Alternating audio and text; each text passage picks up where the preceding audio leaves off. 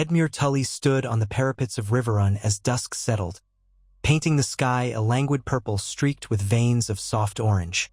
The stone beneath his feet felt cool, and he pressed his palm flat against the crenellations, remembering how often his father, Lord Hoster Tully, had stood in this very spot overlooking the Red Fork.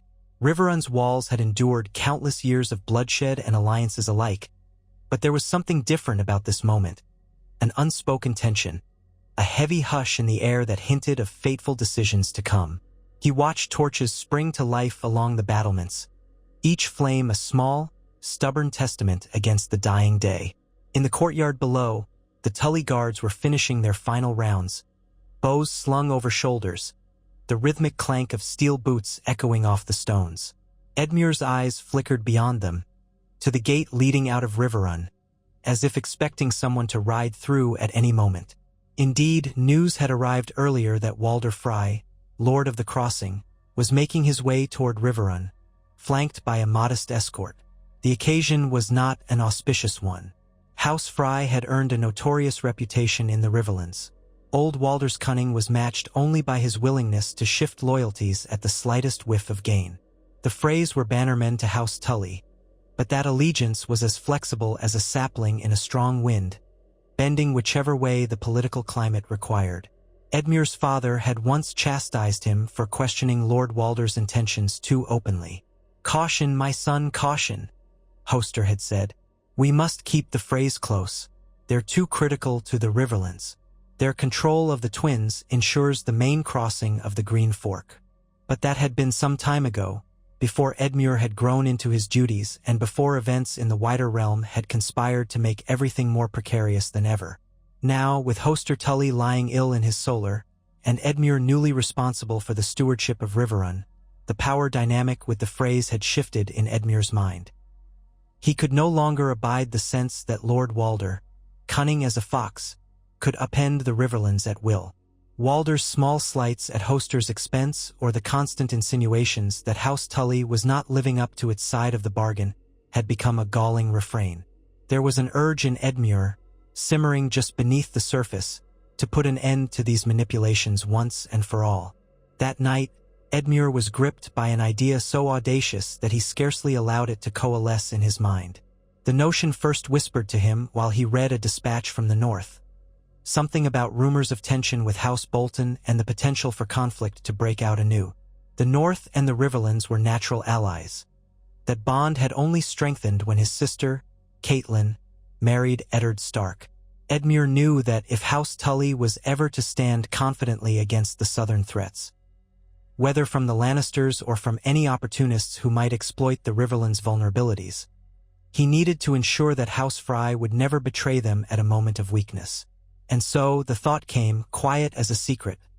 If Lord Walder Frey were removed, if his brood were cowed, then House Frey's capacity for treachery might be curtailed. Because what was the Frey power but the cunning of its patriarch, woven into the tapestry of 100 descendants all vying for Walder's favor? Perhaps the answer was to strike now, while his father was still nominally in command, while old Walder was on his way. Would his absence plunge the Freys into a chaotic scuffle for succession? Potentially, but that might be better than continuing to allow Walder to hold the crossing like a viper in the nest. Edmure drew a slow breath, glancing over his shoulder as a gentle footstep sounded behind him. It was Brynden Blackfish Tully, his uncle, a wry smile etched upon his bearded face. The Blackfish was never one to mince words, and Edmure suspected he already had an inkling of the swirling thoughts in the younger man's head. "Still thinking about the forthcoming visit?" Brynden asked, crossing his arms. "A cold wind from the east, indeed." Edmure nodded. "He'll be here by tomorrow. I can't imagine it's a coincidence he chooses to come now, while Father's health is so precarious. It's as if he wants to see if I'm weak enough to be bullied or manipulated into some new arrangement." Brynden's gaze was sharp in the dying light. "And are you?" A wry laugh escaped Edmure. "No. At least I hope not. You know better than anyone that this game Walder plays is dangerous." Brynden put a hand on Edmure's shoulder. "Then trust your instincts, though I hope they won't lead us all to ruin." The older knight's eyes flicked toward the gate. Remember, if you're going to make a move, it has to be decisively timed and with full knowledge that you're risking everything. House Frey is many things, but they are not meek. If you rouse their anger, they'll retaliate in force. Edmure turned to look at the fiery reflection of torches in the slow-moving red fork. Which is why, if I strike, I must strike only once and effectively. He paused. What do you think father would say? Brynden gave a soft snort. Hoster is many things, but never would he want a pitched confrontation inside our own walls. Yet he has no great love for the Freys either. He's used them because we've had to, but you're not your father. If you think removing Walder Frey is the best thing for the Riverlands, then by the gods, ensure you do it cleanly. In that final hush of twilight, Edmure let the idea settle, turning it over and over in his mind. He dreaded bringing conflict to Riverrun's sacred halls, but some primal survival instinct told him that Walder Frey was a threat no matter what niceties he pretended. With the armies of the South restless and the realm's alliances as fragile as spun glass, Edmure believed he had to do something dramatic to secure the Tully future. He cast one last glance at the courtyard, now emptied of men save for a pair of guards at each corner. Then he turned and retreated inside.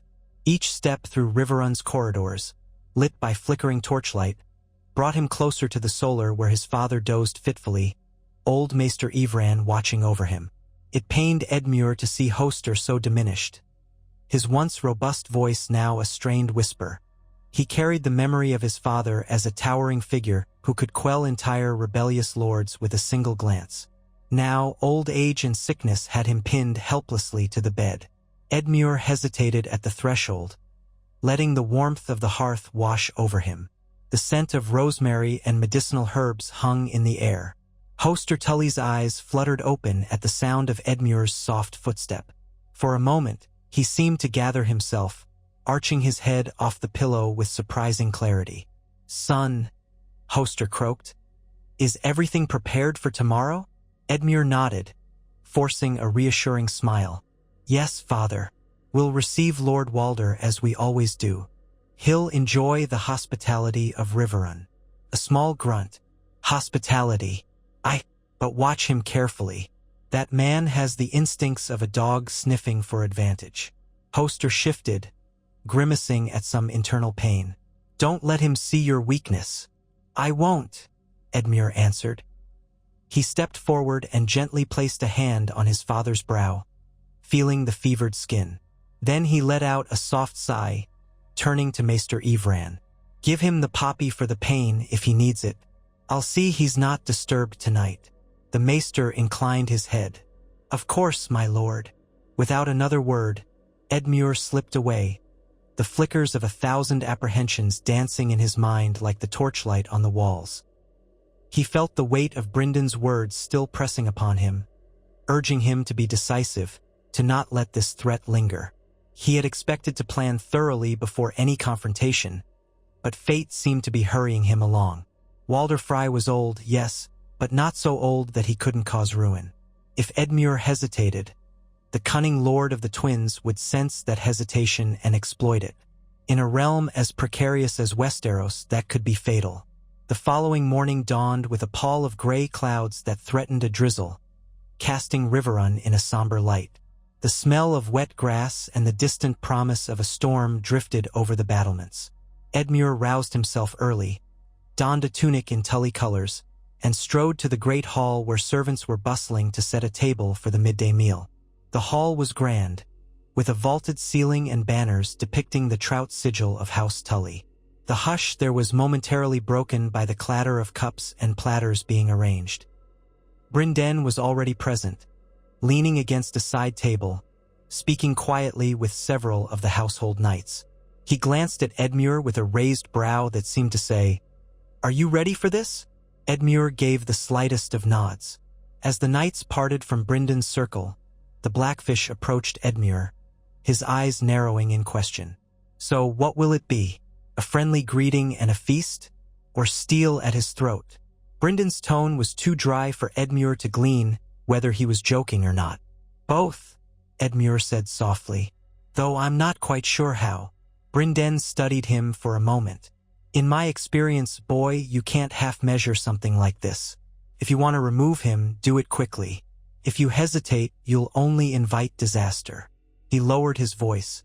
"Walder will have men with him who won't hesitate to kill us all if they sense betrayal. They might not have the numbers, but a cornered beast is the most dangerous." Edmure felt a churn of conflicting emotions in his gut. He respected Bryndon's counsel, but the idea of turning a peaceful meeting into a bloodbath weighed heavily on him. There had to be a way to confront Walder Frey that would minimize chaos while still ensuring he would never again pose a threat. Mid-morning brought word from the sentries. Lord Walder Frey had arrived at Riverrun. Edmure made his way to the courtyard to greet him, his heart pounding an insistent rhythm beneath his breastbone. He was flanked by a retinue of Tully guards, each of them armed with swords sheathed but at the ready. When Walder Frey rode in, mounted on a stout gray horse, he wore a fur-trimmed cloak despite the mildness of the season. His face was drawn, wizened, and pinched in its usual expression of discontent. He carried his age like a burden he refused to relinquish, and even from across the courtyard Edmure could see the cunning glint in the old man's eyes. Around him rode 4 sons, all of them bearing the Frey sigil. More men waited outside Riverrun's gate, no doubt, carefully arrayed to move swiftly if the need arose. "My Lord Tully," Walder greeted in a rasping voice as he dismounted, leaving one of his sons to hold the reins. "You look well. I trust your father remains in fair health." There was an edge to his tone, a pointed prod at the fact that Hoster Tully's illness was well known. Edmure bowed slightly. "He's resting, my Lord Frey." Maester Evran sees to him constantly. "Good, good," Walder said, though his face suggested he cared little. "I've come to discuss matters of pressing import. Best done in privacy, I think." He glanced around as if expecting an ambush. "These are trying times. We must show unity in the Riverlands." Bryndon was at Edmure's side, arms crossed. He offered a curt nod of greeting to Lord Walder. "Unity indeed, Lord Frey. You'll find Riverrun's hospitality ready for you." Walder's gaze flicked to Bryndon, and a sneer curled his lips. "Ah, the Blackfish. Still unwed, I see. Pity. So many nieces unclaimed. Maybe you prefer it that way." Bryndon stiffened but said nothing. Edmure, sensing the tension rising, gestured toward the great hall. "Come, Lord Walder, let us retire inside. We'll share bread and salt, and you can rest from your journey." A brief flicker of something, anxiety or suspicion, flashed in Walder's eyes before he nodded. "Lead on." Inside the hall, the servants had set a modest spread of warm bread, fresh butter, and wine. Walder took a seat near the head of the table, with Edmure at the center. Bryndon stood behind Edmure's chair, ever watchful. The 4 Frey sons who accompanied their father into the hall stationed themselves nearby, their postures rigid. An unspoken tension hung thick in the air. Once the ceremonial breaking of bread was done, the conversation started with the usual pleasantries: health, harvest, the well-being of various kin. Yet there was a forced quality to it, as if each side knew the other was simply waiting to reveal their true purpose. Walder, for his part, kept glancing at the corridor that led deeper into Riverrun, perhaps hoping for an audience with Hoster. But Edmure had no intention of letting him near his ailing father. That was a vulnerability he wouldn't expose. Finally, Walder's patience wore thin. He leveled a stare at Edmure. "It's come to my attention that the realm trembles. King Robert sits the Iron Throne, but his hold on the kingdom is far from secure. Talk of rebellion stirs in the west and the south. The time may come when the Riverlands must once again choose a side. My house stands ready, but we need assurances that our overlord knows how to lead." Edmure felt the slight, but forced a polite smile. "And what sort of assurances do you seek?" Walder tapped his fingertips on the table. "Men coin influence. If House Tully expects the Freys to stand firmly behind them, we must ensure that our position is not compromised by empty coffers or a diminishing levy. We control the main crossing at the Twins, yes, but we require funds to maintain that structure, to defend it properly, if indeed trouble arises from the Lannisters or any other would-be threat. Anger flared within Edmure, but he kept his face neutral. We have always ensured that our bannermen are properly supported. House Frey has never suffered from lack under my father's watch. Walder's mouth twitched into a thin smile. Yet times change, boy, and so do loyalties. He let that last word hang in the air like a veiled threat. I trust you will speak with your father once he's well enough to consider these requests. After all, it is the duty of the liege lord to see to the well-being of his bannermen. Edmure set his jaw, noting the subtle arrogance. Walder was treating him as though he were still a boy, easily cornered. He glanced at Brinden, who gave no sign, yet Edmure sensed the time to act was drawing near. He remembered Brinden's warning that hesitation would invite disaster. The seeds of his plan, half-formed as they might be, demanded that he make a move swiftly. "Indeed," Edmure said, keeping his tone steady. "In fact, I think we should discuss some details in my solar, Lord Walder. A quiet place to speak freely, away from prying ears." He placed a hand on Walder's forearm in a gesture that mimicked warmth. "If you please." Walder raised a brow but nodded, curiosity or arrogance prompting him forward. "Very well. My sons can remain here and enjoy the meal. They've traveled long." Edmure's gaze flicked to the 4 Frey sons, each of them shifting uneasily. The lines of tension in the hall deepened. At the subtle motion of Edmure's hand, Tully guards stepped forward, offering to show the Frey sons to seats farther down the table. Walder watched them for a moment, then turned to Edmure with a guarded expression. "Lead on, then." They left the great hall, walking through the corridors of Riverrun, the flagstones echoing their footsteps.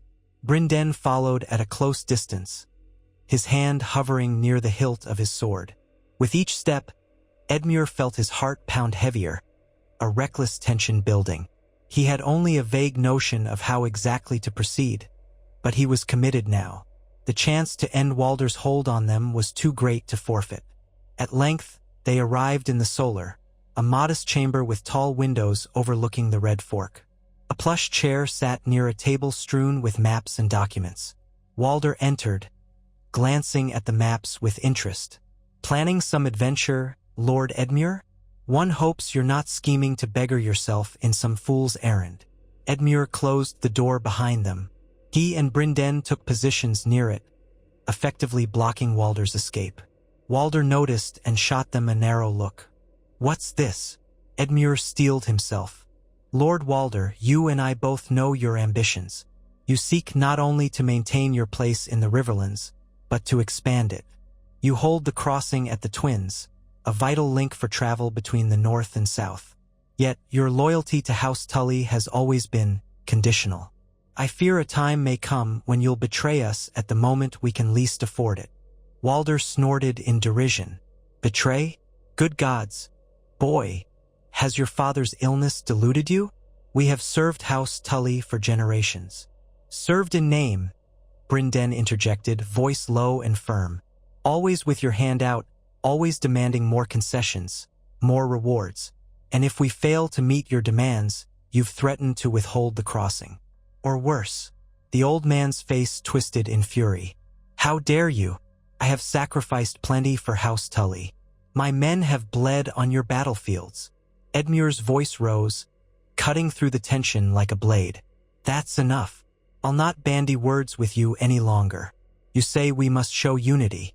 Very well, I agree, which is why I cannot allow you to exist as a constant threat. I will secure the Riverlands, even if it means removing you from your seat." For a heartbeat, the old lord stared, uncomprehending. Then understanding dawned, and a snarl contorted his wizened features. "You pup," he hissed. "You think you can kill me and expect the Freys to just lie down and accept it? My sons will tear you to pieces." Brinden's sword rasped free of its scabbard, the steel glinting in the window's light. "Your sons are scattered. You have 4 here within Riverrun's walls, all unprepared for a fight. The rest are too far outside the gates to do you any immediate good." Walder looked frantically at Edmure, then at Brinden. "If you do this, the realm will see. You will be known as a traitor to your own bannermen. No lord will trust you. Edmure's grip tightened on his own sword hilt. The dread of what he was about to do pressed heavily on him. But he saw no other path. I'll take that risk. Better to be feared and safe than loved and vulnerable. The North will understand. My sister is married to Ned Stark. He knows the dangers we face. We do this for the good of the Riverlands, and for the good of the North, too. Walder's eyes blazed with impotent rage. Then be done with it, you fool. But you've just sealed your own coffin. Brynden did not hesitate. He lunged forward with the trained precision of a warrior, his blade flashing. Walder Frey tried to flinch back, but age and surprise slowed him. The sword struck him across the chest, and a cry tore from the old man's throat as he collapsed to the floor, blood pooling swiftly beneath him. He looked up at Edmure, mouth working soundlessly. Edmure's own heart thundered. For a moment, guilt and triumph warred in him. He forced himself to remain steady. "It's done," he said quietly. Walder Frey tried to speak, but no words came.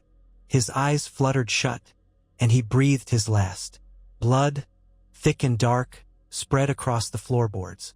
Brynden stepped back, breathing hard, sword still in hand. The room smelled of iron and fear. Edmure forced himself to look away from the body, swallowing a lump in his throat. "We have to secure His sons," he said, voice trembling. "They can't be allowed to leave." "Not yet." Brynden nodded. "We'll detain them, try to do it without bloodshed. But if they resist?" Edmure nodded grimly. If they resisted, there would be no choice. The Frey line was sprawling, and removing Walder was only the first step. Now they had to ensure that whichever scion came next would fear them enough never to attempt revenge. Edmure was stepping into a labyrinth of violence and uncertainty, but he had chosen this path. And as he stared at the lifeless body of Lord Walder Frey, he prayed to the Seven that it would prove worth the cost. They left the Solar, summoning the household guards. Before long, cries of alarm and the crash of steel on steel echoed through the corridors as Walder's sons realized what had happened. Blood splattered the halls of Riverrun that day, and though Edmure had hoped to avoid further slaughter, the Freys resisted capture with desperate ferocity.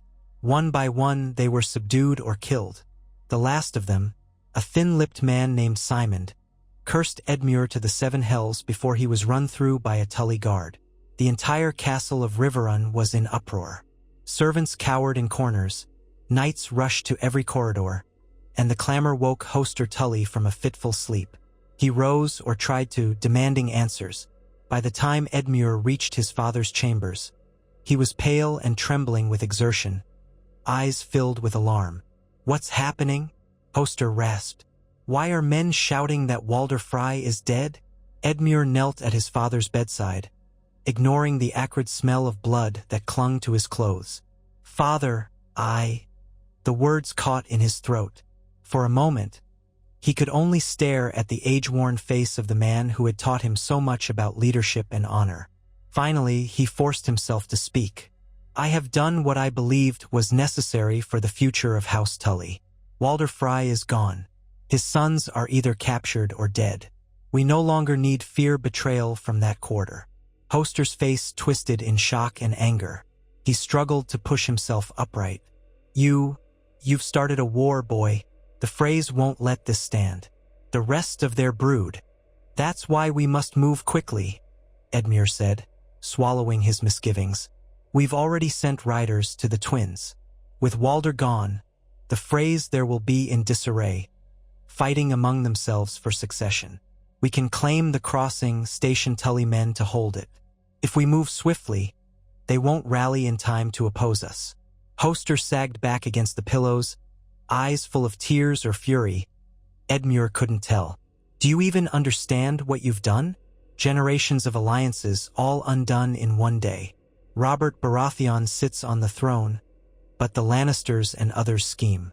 The Riverlands is not strong enough to fight the entire kingdom if we're viewed as traitors to our own bannermen. Edmure's throat tightened. Father, I did what I had to.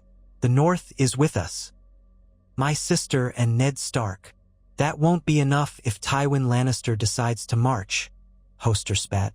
Then a wave of pain overtook him, and he gasped, struggling for breath.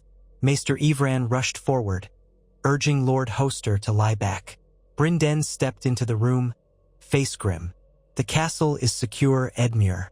We've lost some men, but not many. Frey's company that waited outside fled when the alarm sounded. We'll send riders after them." Hoster's gaze flicked from Edmure to Brynden, his knuckles white as he gripped the sheets. "Oh, Brynden, you fool. You let him do this." Brynden's expression tightened, but he said nothing. Edmure inhaled sharply, the enormity of it all crashing down on him like a black wave. "We will make the Riverlands stronger, father. You always said we had to keep the Freys close because we needed them. Now we won't need them at all. We'll hold the twins ourselves." Hoster closed his eyes, as though too exhausted to argue. "Seven, help us," he whispered. In the days that followed, word spread like wildfire across the Riverlands. Lord Walder Frey, slain by Edmure Tully in his own keep. Some reacted with stunned approval. Walder was no friend to many, and his hold on the twins had always been resented. Others were appalled, believing that the Tullys had defiled the sacred bond between a liege lord and his bannerman. Edmure steeled himself for the consequences, dispatching riders to the major lords of the Riverlands, Mallister, Bracken, Blackwood, Derry, explaining his actions in the best possible light. He claimed the Freys had plotted to betray them, to switch allegiances to the highest bidder in times of strife. Some lords expressed cautious support, hoping for a share of the spoils if the Tullys could indeed seize the twins. Others merely reserved judgment, waiting to see if the Tullys could maintain their hold before choosing sides. And so it was that Edmure, with Brynden at his side, assembled an army, a host of Tully knights and levies, supplemented by loyal bannermen who saw a chance to carve power from the Frey lands. They marched north, following the green fork of the Trident, aiming to reach the twins before the scattered Freys could organize. The fields they passed were verdant, bright with summer's colors, and it felt incongruous that they traveled to make war on men who, days ago, had been nominal allies. Edmure rode at the head of the column, the Tully trout banner snapping in the breeze beside him. His jaw was set, his eyes fixed on the horizon. He pushed thoughts of guilt or doubt out of his mind, focusing on the objective. Secure the twins, prevent the Freys from retaliating, and solidify House Tully's influence across the Riverlands. He was keenly aware that if he failed, House Tully would be undone, reviled by the realm for slaying a lord under the guise of hospitality. But if he succeeded, the realm itself might shift around a new power dynamic in the Riverlands, one that could change the course of all the Seven Kingdoms. They reached the outskirts of the twins to find a fortress in chaos. Messengers from Riverrun had raced ahead of Edmure's host, bearing the news of Walder's death. As suspected, the numerous Frey offspring had begun quarreling over who would assume leadership of the house. Some, in fury, vowed vengeance, others squabbled for advantage. By the time Edmure's forces approached, the Freys were divided into factions, each occupying different towers of the twins.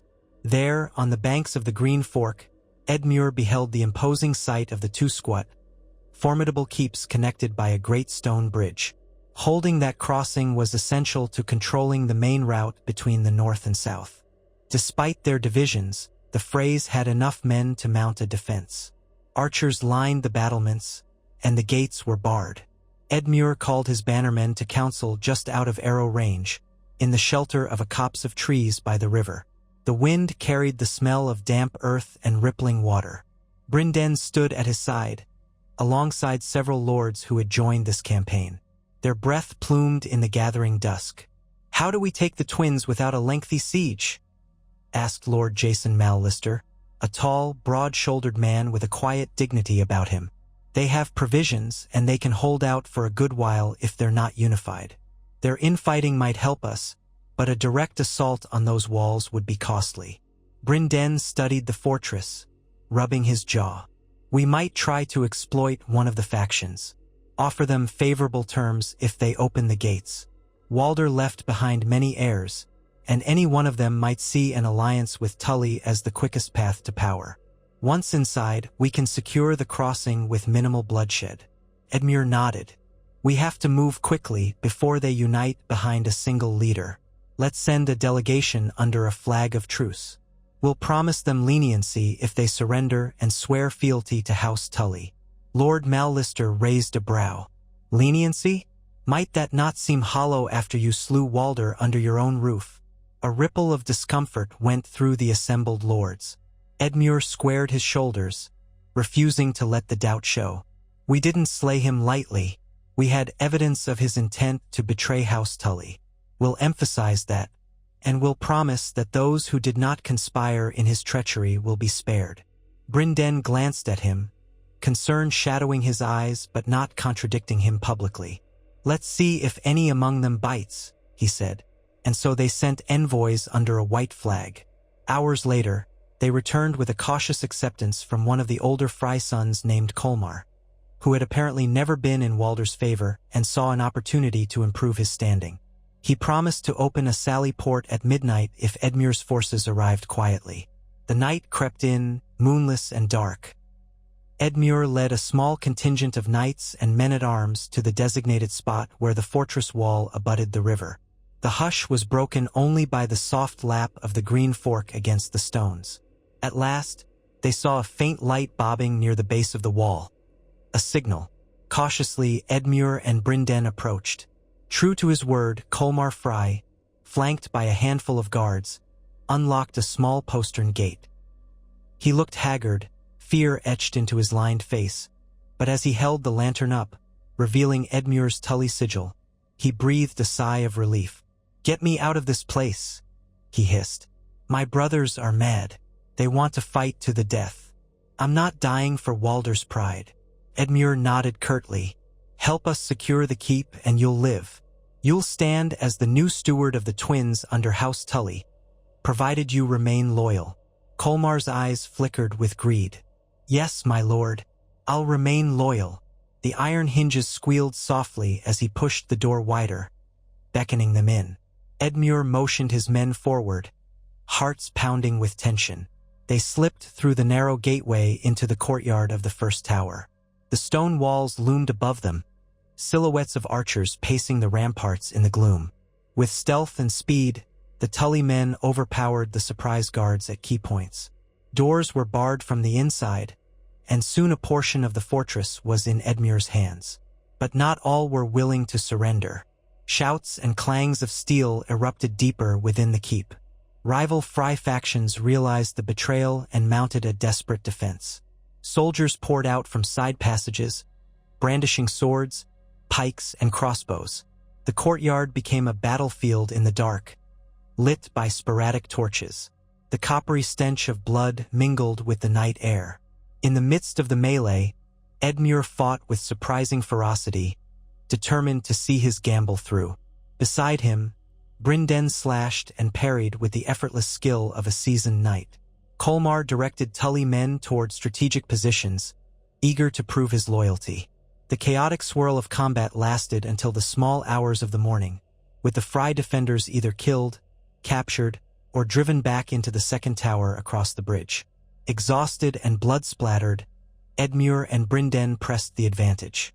Dawn's first light glimmered over the battlements as Tully archers took positions, raining arrows on the second tower's defenders.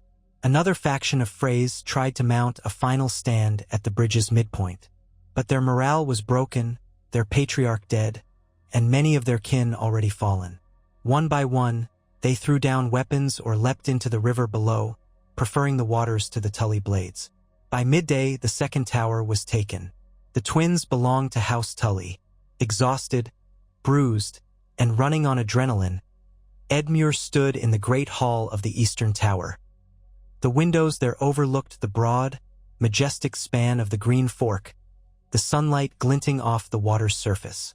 The hall was littered with debris, the floor slick with blood in places. Some surviving Freys knelt, trembling, under the watchful eyes of Tully guards. Brinden removed his helmet, running a hand through damp hair. "We did it," he said, voice low. "The Freys will trouble us no more, and we hold the crossing." Edmure felt a flicker of triumph. He looked at the row of kneeling Freys. Some were men too old to fight, others mere boys who'd taken up arms in a last, futile bid to defend their ancestral home. His gaze caught on a pale-faced youth with wide, frightened eyes, perhaps 13 years old. The boy looked up at Edmure with raw terror, lips parted as if to beg for mercy.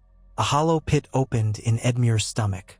The memory of Walder Frey's death in the solar at Riverlands resurfaced, along with the slaughter that followed. He forced himself to speak. "You surrendered. I'll hold you as hostages until you swear fealty. If you do, you'll be spared.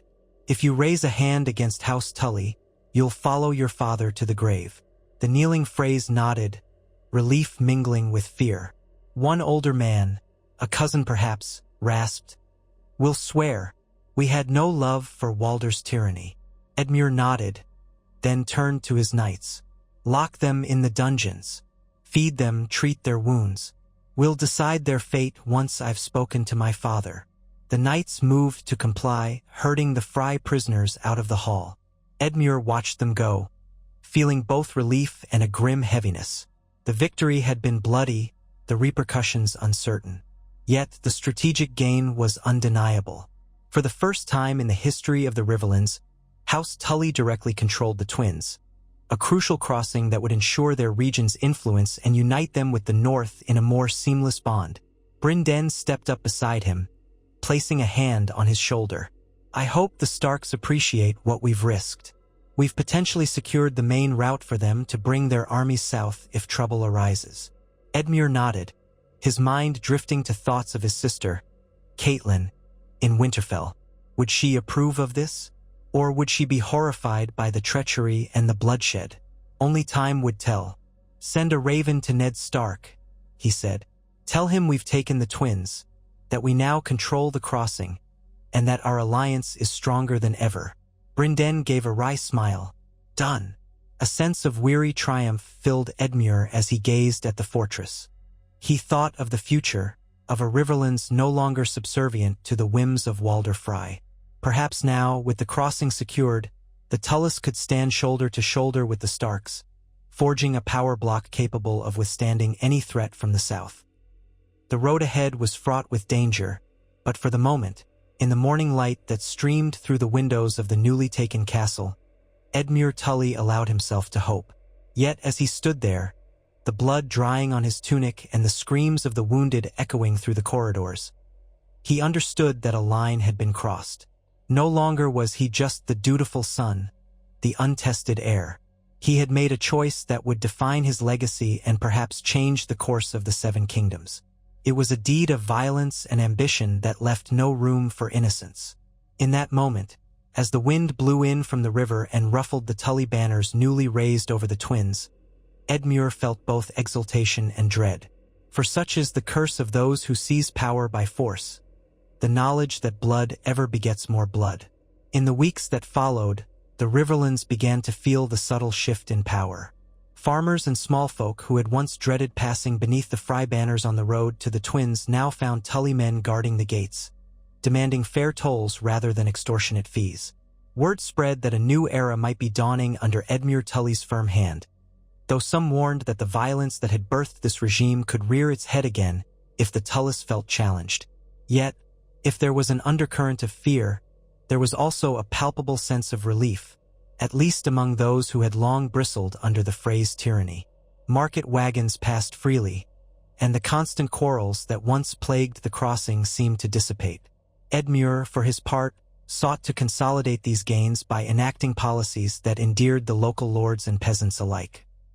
He reduced some of the burdensome levies that Walder had imposed and quietly elevated families that showed signs of loyalty, hoping to prevent any rebellion before it could fester. From his new seat within the twins, Edmure established regular patrols along the roads leading north toward Moat Cailin and south toward Harrenhal. These patrols wore both the Shroud of House Tully and a newly fashioned sigil representing the twins themselves, an indication that the crossing was now under direct Tully oversight. The message was clear. House Tully had become the unchallenged power in the Riverlands, and they stood ready to work in tandem with the North. Ravens flew tirelessly between the twins and Winterfell. Letters from Caitlin Stark brought the comfort of familial understanding. Ned was troubled to learn how the conflict began, she wrote in one of her missives. But he also sees that Walder Frey was never trustworthy. He hopes for a lasting peace in the region and believes this might be the best outcome, provided you manage the fallout with wisdom and restraint. Another raven carried an official missive from Eddard Stark himself, now Warden of the North. His words were measured but supportive, expressing gratitude that the main crossing was in friendly hands. He agreed that united, the North and the Riverlands would be stronger against any southern aggression. Though Ned Stark was no man to praise deception or slaughter, he recognized political reality. Should any threat come from the Iron Throne, he wrote, we now have a secure path through which northern armies can march to defend our allies, or our allies can come to our aid. Bolstered by this tacit approval, Edmure began to feel more confident in his decision. And yet, shadows remained. The Lannisters in the Westerlands, the Tyrells in the Reach, and even the Baratheons in Storm's End all had their own ambitions. If House Tully was to stand tall, it would need the strength of the North and the continued loyalty of its own lords. Every day, Edmure reminded himself that the specter of retribution still loomed. The Frey bloodline was vast, and though many had fallen or sworn loyalty, scattered cousins in distant courts might yet harbor a grudge. He had not returned to Riverrun immediately. Instead, he lingered at the Twins, working tirelessly to transform the grim fortress into a reliable bastion. He organized repairs to gates, restocked the granaries, and assigned men he trusted to critical command positions. Brynden and Colmar Frey, now restyled as Colmar Rivers by Edmure's decree, oversaw these changes. By stripping Colmar of the Frey name, Edmure intended to weaken any future claim to the house that might arise from this faction. Colmar accepted it grudgingly, preferring life and influence as a legitimized steward than a precarious hold on power as a Frey contested by every cousin with an axe to grind. Amidst these labors, letters arrived from Riverrun detailing Lord Hoster Tully's declining health. The old lord seemed to fade by the day, lamenting the bloodshed but too weak to reverse or challenge Edmure's claim on the Twins.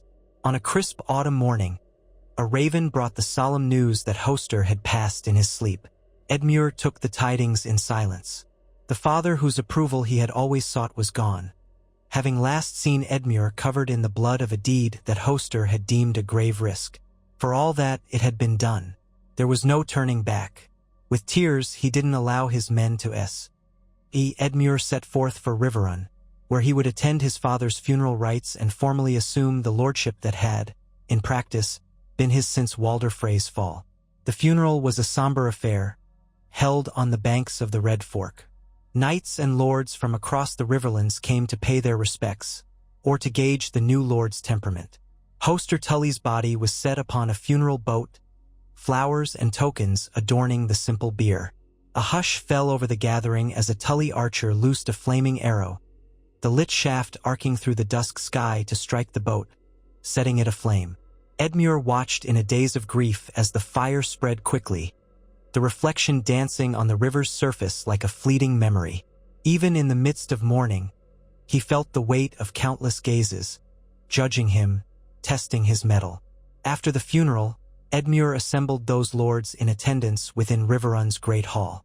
The stone chamber felt cavernous without Hoster's presence. Banners of House Tully hung along the walls, vibrant with the leaping trout, but there was an undercurrent of apprehension among the guests. Many had supported Edmure's strike against the Freys, directly or indirectly, but the violence of it weighed on all of them. They needed reassurance that Edmure would not make a habit of such bloodshed against other bannermen. Edmure spoke with a measured, steady tone. "My lords, I am grateful for your presence here to honor my father. As the new Lord Tully, I pledge to maintain the stability and prosperity of the Riverlands. I know there are questions about our recent actions at the Twins. Let me state plainly, House Frey broke faith. We acted to protect the Riverlands from traitors who would have sold us out in our hour of need. That threat is ended, and in the future, I will seek cooperation, not conflict, with all loyal houses." Among those gathered, Lord Norbert Vance, a wiry man with watchful eyes, raised a hand. "And what of the Twins now, my lord? We hear rumors that you left your uncle and a bastard son of Walder in command. How can we be sure this arrangement is stable? Edmure nodded. Ser Brinden commands the defenses. The steward, Colmar Rivers, is loyal to House Tully. We are fortifying the crossing so that travelers will be safe, and trade will flow without hindrance. Those Freys who swore fealty are welcome to stay, provided they keep the peace. Any who would stir trouble will find no mercy. Some nodded in cautious approval. Others exchanged uneasy glances. They all remembered Walder Frey's demise and knew that Edmure was capable of ruthless action if provoked. But that very capability could also protect them, should any threat arise from outside the Riverlands. For the moment, most seemed content to accept Edmure's leadership. In the days that followed, Edmure worked to strengthen bonds of fealty. He hosted smaller gatherings, met personally with each lord, heard their grievances, and made promises to support them with resources from Riverrun and the Twins. He extended invitations to the north, urging that more trade be conducted along the newly secured route. The roads around the crossing were made safer, patrolled by a combination of Tully knights and men lent by allied houses. Gradually, a sense of renewed stability took shape. Yet beyond the borders of the Riverlands, ripples of this power shift were being felt. Rumors reached Edmure that the Lannisters were unsettled by House Tully's bold maneuver, seeing it as a sign that the Riverlands and the North might soon dominate the center of Westeros. In King's Landing, King Robert was said to care little for the internal squabbles of his lords, provided no direct challenge was made to the Iron Throne. But others, like Queen Cersei, might view the Tully ascendancy with a more suspicious eye. Meanwhile, in the north, Eddard Stark continued to rule with a fair and steady hand. But seeds of discontent sprouted in the frigid expanses of the Dreadfort, where whispers of House Bolton's old ambitions persisted. Some said that if the Boltons sensed a moment of weakness in House Stark or a chance to exploit tension between the North and the Crown, they might act. Edmure recognized the precarious balance they all walked. The newly forged corridor through the Twins would benefit the North if conflict arose, but it also painted a target on the Riverlands for any faction that sought to separate the Starks from potential southern allies. One late evening, as the leaves turned gold and brown along the Red Fork, Edmure found himself in Riverrun Solar with the Blackfish. They stood before a roaring fire, each lost in his own thoughts.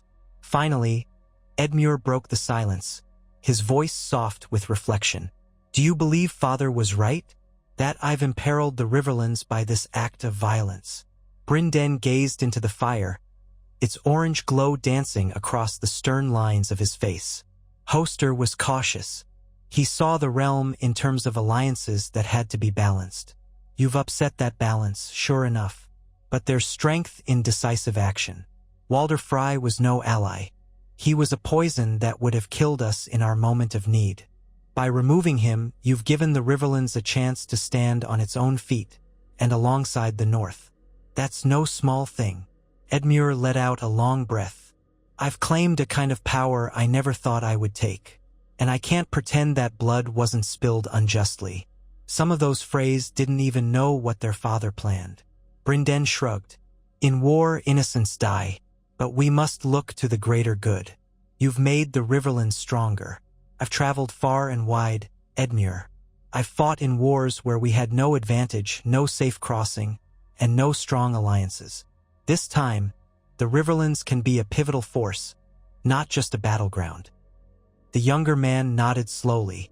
"I've been thinking of inviting Ned Stark south for a gathering here at Riverrun.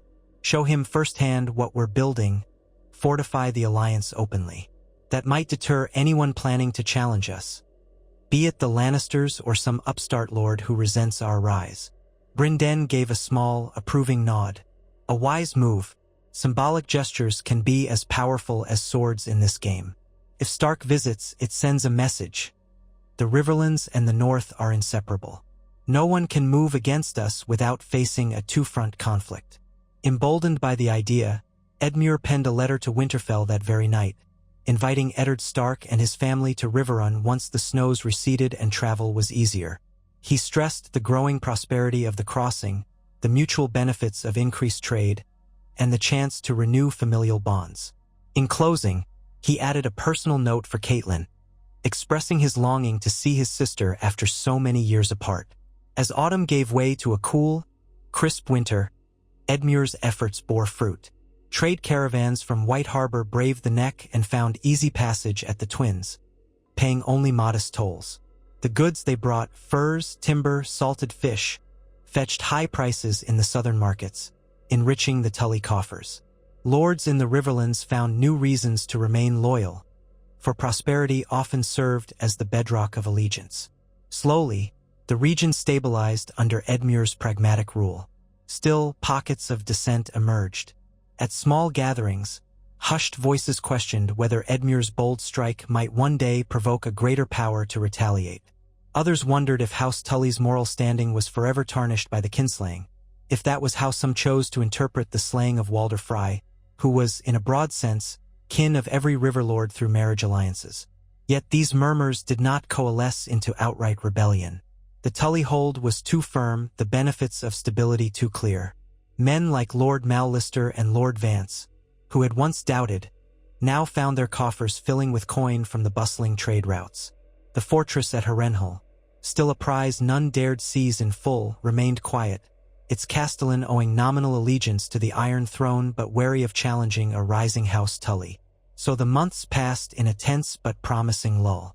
Come spring, a final thaw freed the roads of ice, and travelers poured into the Riverlands. Among them rode the delegation from Winterfell, led by Eddard Stark himself. Caitlin accompanied her husband, along with their children, Robb, Sansa, Arya, Bran, and baby Rickon swaddled in blankets. A sizable northern escort rode with them, though not a full army, lest it alarm the southern lords. Edmure received them at Riverrun's gates with a broad smile and open arms. He knelt to embrace Caitlin, who had tears in her eyes. "How long it's been, little cat," he whispered, recalling her childhood nickname. She laughed softly through her tears. "Far too long." Then she stood back, studying him with a mixture of pride and concern. "You look well, Edmure. Thinner perhaps, but strong." Eddard Stark stepped forward, solemn in his bearing. He clasped Edmure's forearm in a warrior's greeting. "My Lord Tully, it does me good to see you thriving. The realms heard much of your recent actions." Edmure returned the clasp firmly. "And I'm grateful for your support, Lord Stark. I hope our improved crossing has served you well on your journey." Ned Stark inclined his head. It was uneventful, which is a blessing in these times. As they entered Riverrun's courtyard, the Stark children gazed around with curious eyes. Robb, on the cusp of manhood, examined the architecture, while Sansa marveled at the flowering vines, and Arya wrinkled her nose in impatience, eager for adventure elsewhere. Bran, still small, clung to his mother's side, while Rickon was carried by a nurse. Servants rushed to tend to the horses, while the castle bustled with the excitement of their arrival. That evening, a feast was held in honor of the Starks. The great hall glimmered with torchlight, and the smells of roast venison, fresh bread, and spices from far-off markets filled the air. Laughter intermingled with solemn toasts, for while the occasion was festive, the memory of violence was never far away. Yet, in the presence of the North's warden, the lords of the Riverlands seemed more relaxed, as if validated by this visible alliance. During the feast, Edmure sat at the high table beside Caitlin and Ned. They spoke quietly of family news, of the children's growth, and of old memories from Caitlin's youth at Riverrun. But beneath the polite conversation lay an undercurrent of political maneuvering. Each exchange was a subtle reassurance. The Starks were with the Tullys, and the Tullys, in turn, would stand with the North. After the meal, when the children had drifted off to explore the castle corridors, or, in Arya's case, slip away to see if she could find some secret corners to climb, Ned Stark and Edmure withdrew to a smaller solar. There, with goblets of wine in hand, they faced each other across a sturdy oak table. Ned took a measured sip before speaking. "Edmure, I won't question your reasons for removing Walder Frey. The man had no honor, and I'd not mourn his passing. But your method, killing a guest under your roof, violates a sacred custom. That troubles me." Edmure swallowed hard. He'd half expected this conversation. I understand. I wish there'd been another way. But Walder was poised to betray us, to betray my father, to leave the Riverlands defenseless at a crucial moment. If I'd let him walk free, we might be in a far worse position right now. Ned inclined his head. I don't doubt your motives, but acts like that cast long shadows. Even now, some northern lords question whether you might one day turn on them. They wonder if your sense of justice can bend too easily to expediency. Edmure set down his goblet. I'll not repeat such an action lightly, but the Freys were a unique threat, untrustworthy, fractious, and controlling the most vital crossing in the realm. They were also my bannermen. That complicates matters when we speak of justice versus necessity. Ned's gaze was steady, though sorrow tinged his gray eyes. I know well the burden of hard choices. The realm is seldom kind to those who cling to absolutes. But do not let this become a pattern, Edmure. The old ways, the old customs, they matter more than we often care to admit. Betray them too frequently, and you'll find yourself isolated. Edmure nodded slowly. I hear you, Ned, and I thank you for your counsel. I want nothing more than to strengthen our alliance. The Riverlands and the North share too many bonds of blood and interest to be divided now. Ned offered a faint smile. Agreed. Our families are woven together. Let that be our guiding star.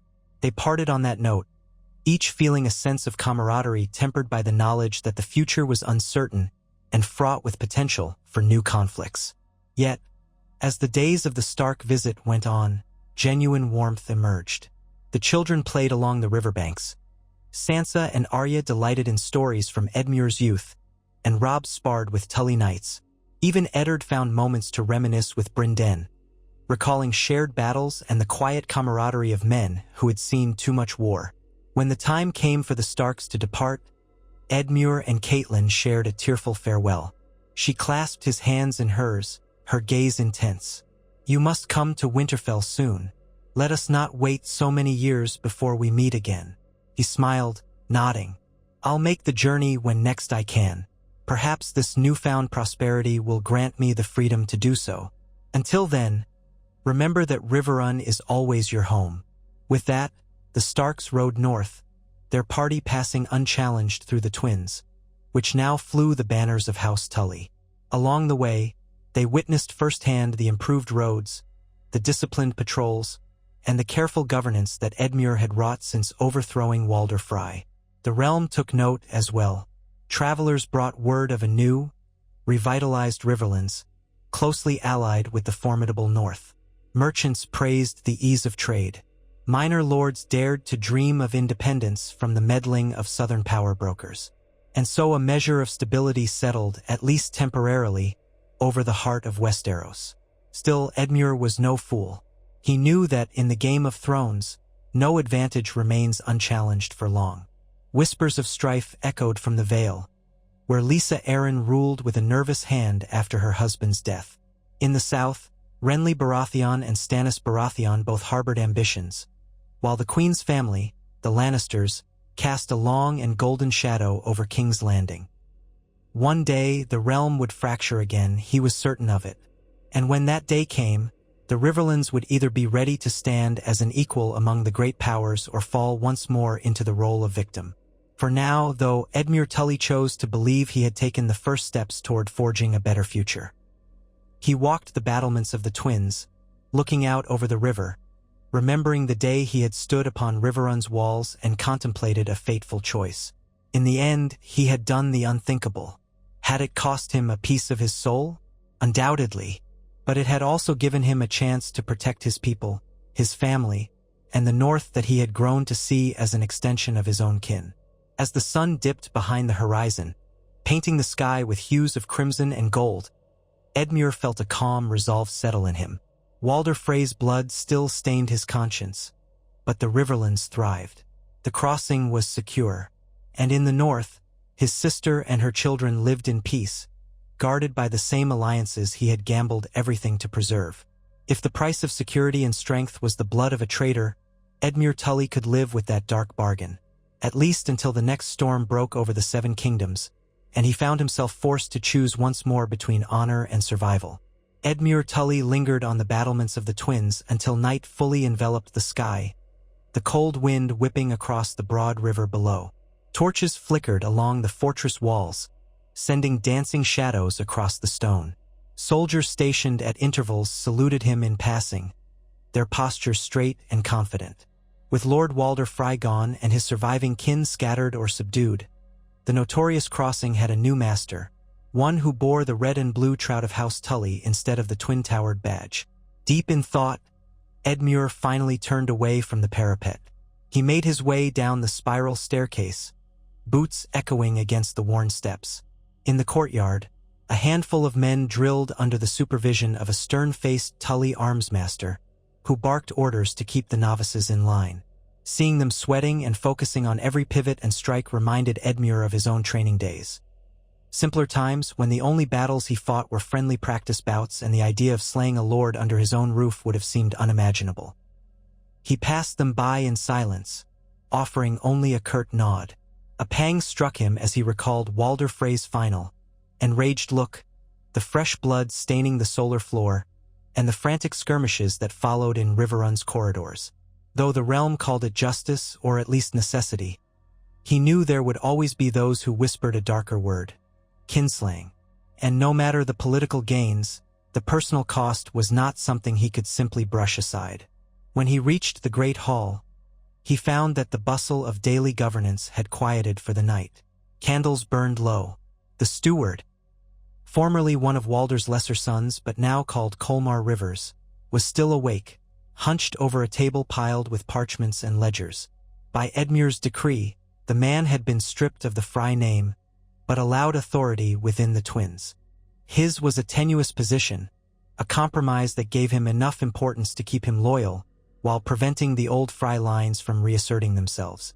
Colmar rose quickly, bowing. "My lord, you're late to retire.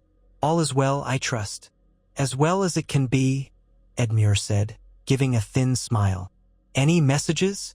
"A raven arrived from Riverrun. It seems the repairs on the outer gatehouse are nearly complete, and the local levies are returning to their lands after the funeral rites. Lord," he caught himself, "Ser Brinden sends word of a small scuffle along the Red Fork, near the border with the Westerlands. Nothing serious, it seems, a dispute between farmers. But he wishes you to be aware." Edmure nodded. "He'll sort it out. The Blackfish has a steady hand for these matters." Colmar hesitated, his quill trembling in his fingers. "There is also a rumor, my lord, that certain Frey cousins who fled may be seeking refuge in other courts. House Lannister, House Tyrell, perhaps even House Arryn. They might be petitioning for redress against you. They'll say their lord was murdered under guest right." A ripple of tension slid through Edmure's gut. "They can try. King Robert's hold on the throne is not so weak that every petty complaint leads to war. And Walder Frey's reputation was poor, even among those who found him a useful ally. For now, let them chatter." Colmar dipped his head in agreement, though Edmure saw the flicker of concern in his eyes. It was one thing to dispatch Walder Frey, widely disliked and scrupulous and cunning. It was another to keep watch for all the lesser branches of his vast family, who might pop up like weeds in foreign courts. Nonetheless, Edmure refused to let that fear govern him. He had made his choice, and the Riverlands were stronger for it.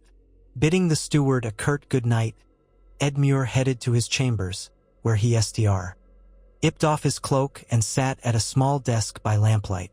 He pulled a blank parchment close, intending to write to his sister again. But after dipping the quill, he found the words would not come. He wanted to speak of the burdens he felt, the guilt, and the weight of leadership that had become heavier since his father's funeral. But how could he put all that into lines of ink without seeming weak or uncertain? Instead, he set the quill down, deciding he would write in the morning when his mind was clearer. He rose from the desk and moved to the window. The night was silent. On the far tower, a sentry's torch burned steadily, a beacon of vigilance on the stone bridge that spanned the river. The water below gleamed with moonlit ripples. He closed his eyes, remembering that final hush before Walder Frey's blood was spilled, the absolute certainty he had felt in that moment. Brinden was right. No half measures were possible. He had ended the Frey threat once and for all. Now, with the North's blessing, he could focus on fortifying the Riverlands into a realm that would never again be a pawn in larger schemes. Sleep did not come easily that night. Edmure's dreams were a churn of images. Walder's sneering face, Hoster Tully's disappointed eyes, black banners flapping in a howling wind. He awoke before dawn, tangled in sweat-soaked sheets, the hair on his neck prickling. Outside, the sky was still dark, but he heard the faint crow of roosters. Another day was beginning. He rose, dressed in plain riding leathers, and went to the courtyard. The armsmaster was already there, drilling a fresh crop of recruits. Edmure felt the need to ease his roiling mind, so he joined them, sparring with a wooden sword against a young knight. The clash of practice blades and the sting of muscle effort helped focus him. By the time he finished, the sun had risen above the river, gilding the towers with warm light. A modest breakfast followed, during which Colmar again pelted him with updates about toll collections, garrison assignments, and the continuing search for any hidden Frey sympathizers who might still lurk. Edmure listened but said little. His mind wandered to the possibility of returning to Riverrun. Much as he knew the twins needed his attention, Riverrun was his birthright, his seat now that Hoster was gone. Indeed, he had spent too long away. By midday, he made the decision. He instructed Colmar to maintain vigilance and keep the gates properly manned, then penned a swift letter for Brinden, explaining that he was riding home at once.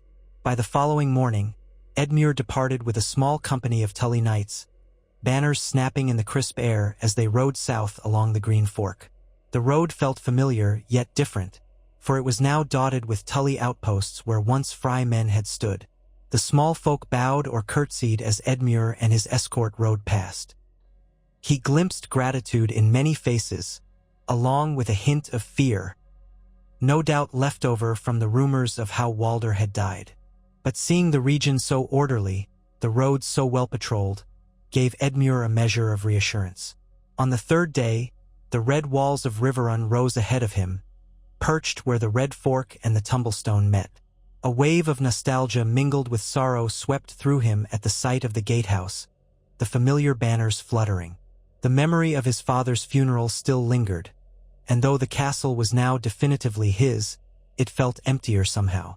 The gates parted, and the guards saluted. Inside the courtyard, servants bustled to greet him, stable boys hurrying to take the horses. Edmure slid from the saddle, letting out a breath he felt he had been holding the entire ride. Almost immediately, the Blackfish emerged from a side door, boots clicking against the cobblestones. "Edmure," Brinden said, clasping his nephew's forearm. "A surprise to see you so soon, but a welcome one." Tired of the twins' gloom already, Edmure managed a small smile. "I've left things in order. I needed to return, if only to remind the lords of the Riverlands that Riverrun is not neglected." Brinden nodded. "Good. We have visitors, by the way. Lords Blackwood and Bracken arrived 2 days ago. Separately, of course, and they've been making their customary fuss. Quarreling, as usual? They behave themselves in your hall, but tension simmers. One can't put those two in a room without expecting sparks." Brinden paused, glancing at the knights behind Edmure. "Any trouble on the road?" "None. It's quiet for now." The Blackfish exhaled in relief. "That's good. We're hearing fresh gossip from the west, though. Tywin Lannister's reevaluating his alliances. Some mention of forging closer ties with the Reach. It seems the old lion suspects we've grown stronger than we should be." Edmure nodded grimly. "Let him suspect. We hold the twins. The North stands with us. If Tywin tries anything, he'll have a war on 2 fronts." Brendan's eyes narrowed. "If it comes to that, we have to ensure we're ready. Tywin's no fool. He rarely moves without a plan, and it's often devastating." "I know. We'll keep our levies in good order, fortify key points along the Red Fork and the Tumblestone. But for now, we can't let fear of Tywin paralyze us." Brinden gave a faint smile that did not quite reach his eyes. "Come inside, then. You should see to your guests. I told them you'd be eager to host once you returned." Edmure followed his uncle into the castle, discarding his dust-stained cloak to a waiting servant. The warmth of the great hall enfolded him, its vaulted ceiling and polished tables so familiar that it was like stepping into a memory. A cluster of lords and knights were mid-discussion near the dais. Among them stood Lord Tytos Blackwood, tall and austere, wearing black-dyed leathers etched with the white ravens of his house. Opposite him, Lord Jonos Bracken, broader of shoulder, with a bristling mustache and the red horse sigil on his surcoat. They turned as Edmure approached. Tytos bowed, his gray-streaked hair falling forward. "My Lord Tully, it's good to see you. I trust your journey from the twins was swift." "Swift and uneventful," Edmure replied. "Welcome to Riverrun." Jonos Bracken bobbed his head in perfunctory respect. "I've looked forward to your return, my lord.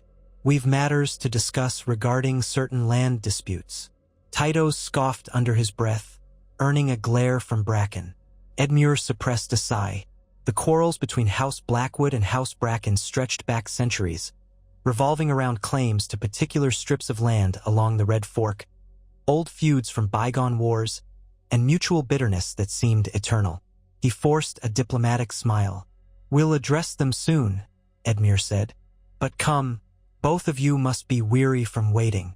Let us at least dine, share a cup of wine, and speak with civility." Bracken's mustache twitched. "Civility, yes, that's all we want. But I'd have a word in private as well, my lord. If it please you." Tytos inclined his head. "And I likewise, Lord Edmure." Brinden gave Edmure a faint smirk as if to say, "See what you have to look forward to?" Edmure offered them a nod. "I'll hear each of you, but let us sup first. I'm just off the road."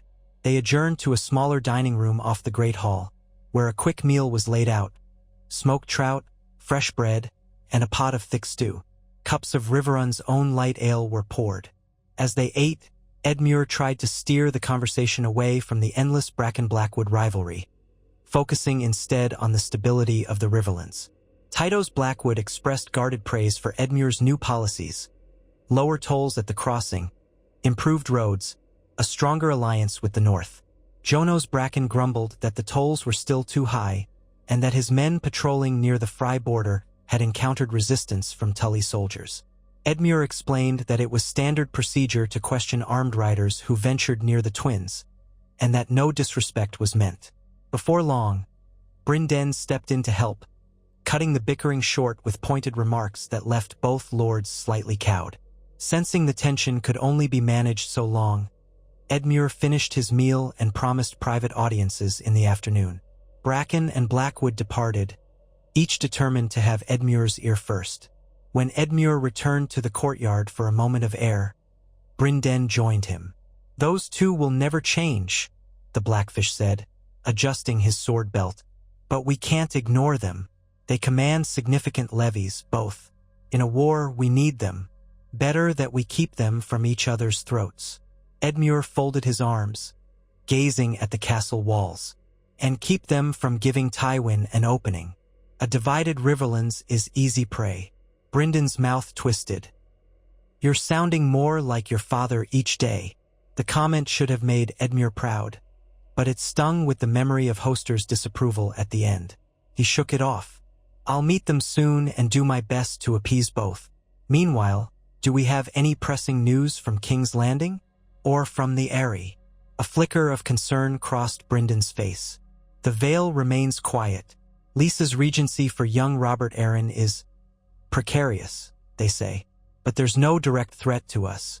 As for King's Landing, it seems King Robert mostly busies himself with hunts and feasts. The Queen's family, however, is said to watch events in the Riverlands with keen interest. Cersei Lannister," Edmure thought, recalling the rumors of her cunning. "So the Lannisters keep an eye on us, but no direct move has been made." "Not yet," Brinden said. "Let's just be ready." Edmure exhaled.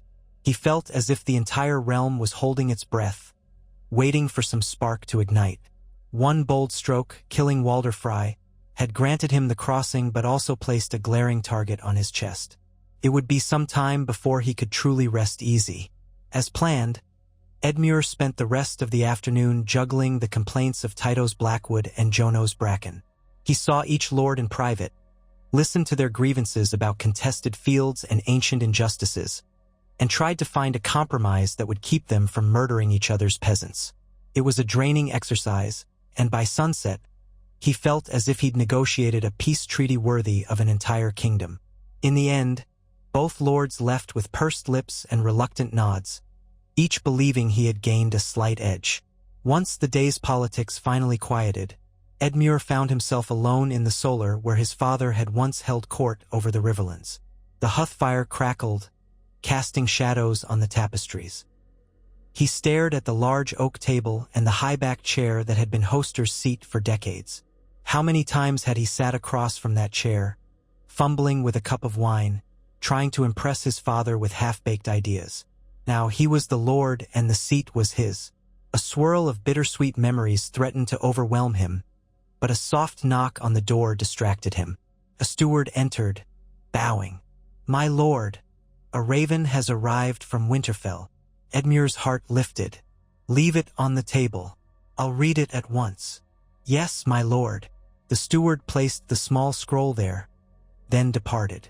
With quick steps, Edmure crossed the room, untying the ribbon. The seal bore the dire wolf of House Stark. Unrolling the parchment, he read in Eddard's familiar, steady hand, "Lord Edmure, I trust this finds you well and your house in good order. I write to inform you that my bannermen, the Glovers, Mormonts, and Serwins, send their gratitude for safe passage at the Twins. They report pleasant dealings with your men, and this fosters goodwill across our regions. My sons have grown curious about the Riverlands, and I hope to bring them again when circumstances permit. However, there are worrisome murmurs in the north. House Bolton grows restive. I do not say they plan outright rebellion, but I sense a stirring of old pride in that house. Though the Boltons have bent the knee for generations, caution is ever prudent. If strife arises in the north, I trust we can count on House Tully's friendship, as you may count on ours. In King Robert's court, tensions mount between those who support our king wholeheartedly and those who whisper that the Lannisters hold too great an influence. I do not foresee an immediate rupture, yet the seeds of future conflict are there. Should such conflict come, I know we stand as one. Your sister, Caitlin, sends her affection. She misses her home and hopes you will visit soon. With respect and friendship, Eddard Stark, Lord of Winterfell and Warden of the North." Edmure smiled to himself. It was good to see, in plain words, that the link between the Riverlands and the North was stronger than ever. Even so, the mention of House Bolton gnawed at him. The Boltons were a grim lot, infamous for their cruelty in the distant past. Could they truly be stirring again? He realized then how precarious the stability of Westeros was. A single house's ambitions could spark widespread turmoil. If the Boltons rose against the Starks, the North would be consumed in civil war. And if the Lannisters seized that moment to strike at the Riverlands, or to sabotage Tully interests, House Tully could find itself fighting on multiple fronts. Weariness settled in Edmure's bones, but he refused to sink into despair. He placed the letter by the hearth, in a chest where he kept important correspondences, then penned a thoughtful reply. He reassured Ned of Riverlander support, updated him on the improved trade at the Twins, and promised to remain vigilant against meddling from the west. Finally, he added a personal note for Caitlin, sending warm wishes and recalling childhood memories by the riverside. That night, Edmure dreamed again. This time, the visions were of a harsh winter setting in. He saw the Twins locked in ice, the Green Fork frozen so solid that armies marched across it. Then he dreamed of dire wolves roaming the halls of Riverrun, howling at a distant threat. When he awoke, he remembered the dream with disquiet, though its meaning eluded him. Day by day, the routine of lordship settled upon his shoulders like a well-worn cloak. He listened to petitions from lesser lords, resolved disputes among knights, arranged for additional patrols near Harrenhal, and supervised the training of men-at-arms. Each letter from the Twins indicated steady management under Colmar Rivers, with no sign of major unrest. Some Freys still grumbled in secret, but none dared openly challenge Tully rule. Meanwhile, Brynden began forging pacts among the banner houses, urging them to strengthen their ties to Riverrun in case of war. Edmure had never seen his uncle so tireless. He roamed the countryside, riding from one keep to another, holding frank discussions with lords and knights. He reminded them how quickly the realm could shift, how the Targaryens had fallen, how Robert had ascended, and how no house could survive alone if greater forces decided to move against them. The results were encouraging. The Mallisters renewed their alliance with zeal. The Vances agreed to station a portion of their levies along the roads leading to the Freylands, and the Darys, still recovering from old scars of rebellion, expressed willingness to follow Edmure's lead so long as they were left in peace. Summer began to wane, the long days shrinking as cooler winds drifted in from the west. Edmure decided it was time to call a Grand Council of Riverlords, a formal gathering at Riverrun meant to display unity and discuss mutual defense. It was also a chance to reaffirm that the new order, Tully rule over the twins, was both permanent and beneficial. Over the course of a fortnight, lords great and small trickled into Riverrun. Their retinues set up colorful pavilions in the fields outside the castle walls. Banners flapped in the breeze. The purple eagle of House Mallister, the red horse of the Brackens, the black ravens of House Blackwood, the heron of House Mouton, the green apple of House Piper, and many others. By the time the gathering began, the castle bustled with activity, the great hall echoing with voices, and the courtyard filled with the clamor of horses, servants, and guards. Edmure opened the council with a measured speech, standing at the dais while the assembled lords listened. "My friends and loyal bannermen, I welcome you to Riverrun. We gather to ensure the Riverlands remain secure, prosperous, and prepared for whatever trials the realm may face. The twins are ours now, and with that crossing we ensure safe passage and trade for all. Let us continue to stand together, as we have always stood, so that no outside power can threaten our homes." A wave of murmurs passed through the hall. Most lords nodded in agreement, though Edmure caught a hint of wariness in some eyes. The memory of Walder Frey's end still lingered, even if none dared name it treachery to Edmure's face. For 2 days they deliberated and feasted by turns, sorting out trade agreements, vow renewals, and the distribution of men along crucial roads. A low rumble of complaints surfaced when the matter of additional taxes arose. Edmure proposed a slight increase to cover fortification costs at the Twins and along the border with the Westerlands. Yet, with Brynden's persuasive arguments about looming threats, most lords gave their grudging acceptance. It was on the eve of the council's closing that a messenger arrived at Riverrun's gate, his horse lathered in sweat. The guards hastily escorted him inside. By the time Edmure and Brynden met him in the great hall, the man was gasping for breath, his face ashen. He bore the sigil of House Bolton on a tattered sleeve. "My Lord Tully," he rasped, nearly collapsing to one knee. "I come at the behest of Lord Eddard Stark. The dread fort has risen in rebellion. Lord Roose Bolton declares himself no longer bound by fealty to Winterfell. He has mustered his bannermen and is marching west, toward the White Knife. Lord Stark rallies his own forces in response." A shocked silence fell in the hall. Brynden's hand closed around the hilt of his sword as if by instinct. Edmure's heart pounded. Of all the potential threats he had contemplated, an immediate Bolton uprising had been low on the list. But now it was reality. "Is Lord Stark safe?" Edmure asked tersely. The messenger swallowed. "Safe for now. He has the strength of Winterfell behind him, and most northern houses remain loyal.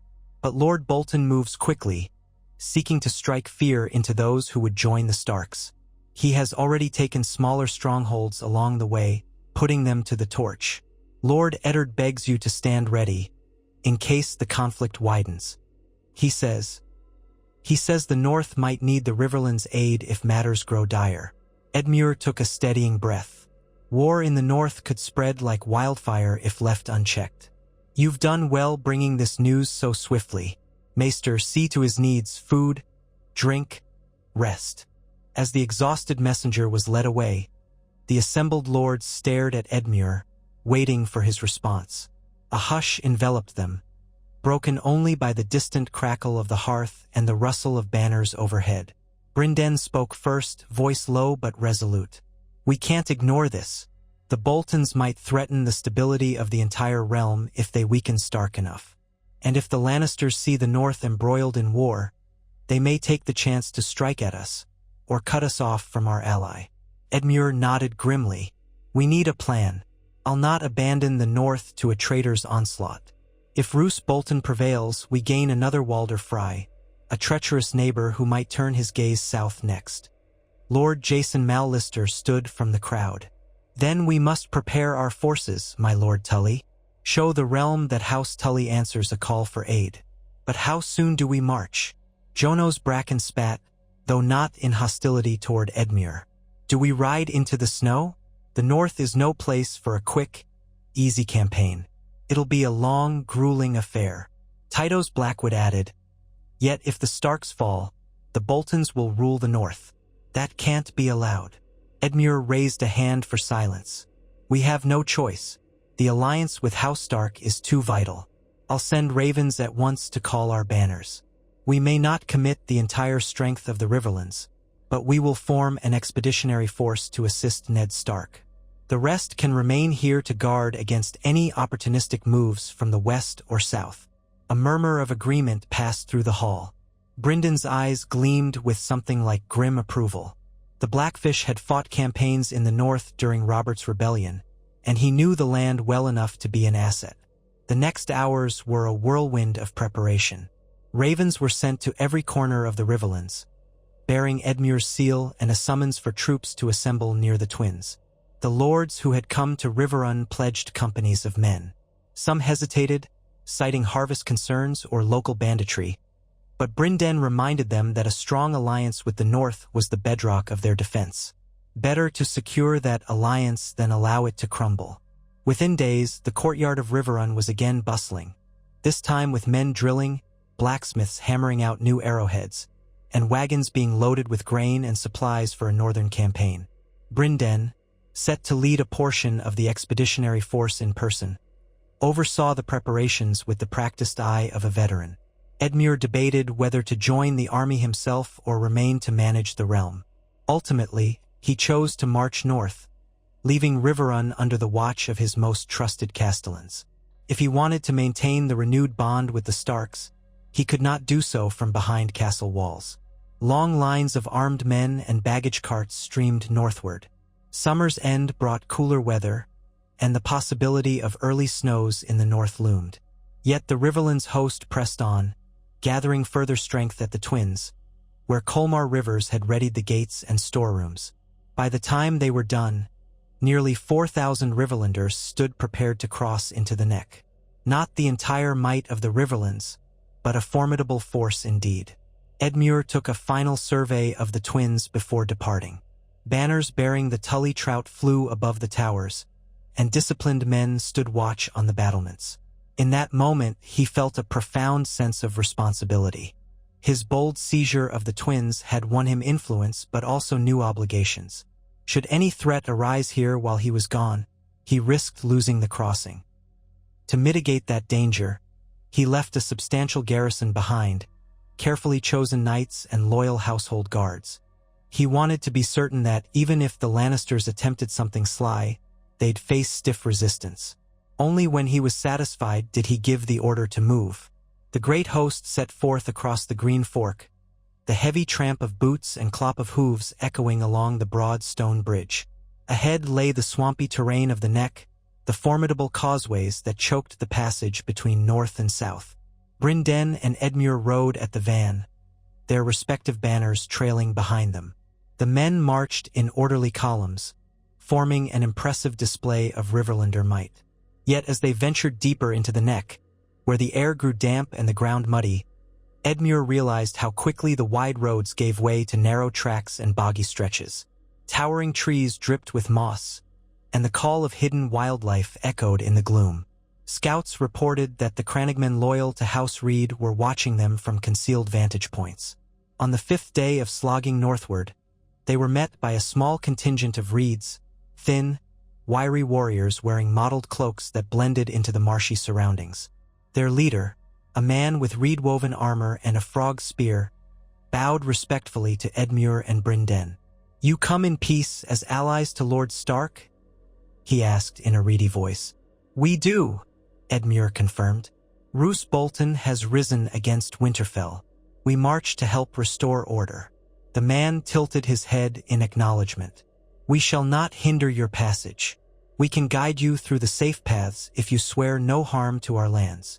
Brynden exchanged a look with Edmure, then answered, "Agreed. Let on, friend." Thus, with the help of the Crannogmen, the Tully host navigated the treacherous wetlands. Without them, wagons might have sunk into quagmires or entire columns led astray in the fog. The going was slow but steady.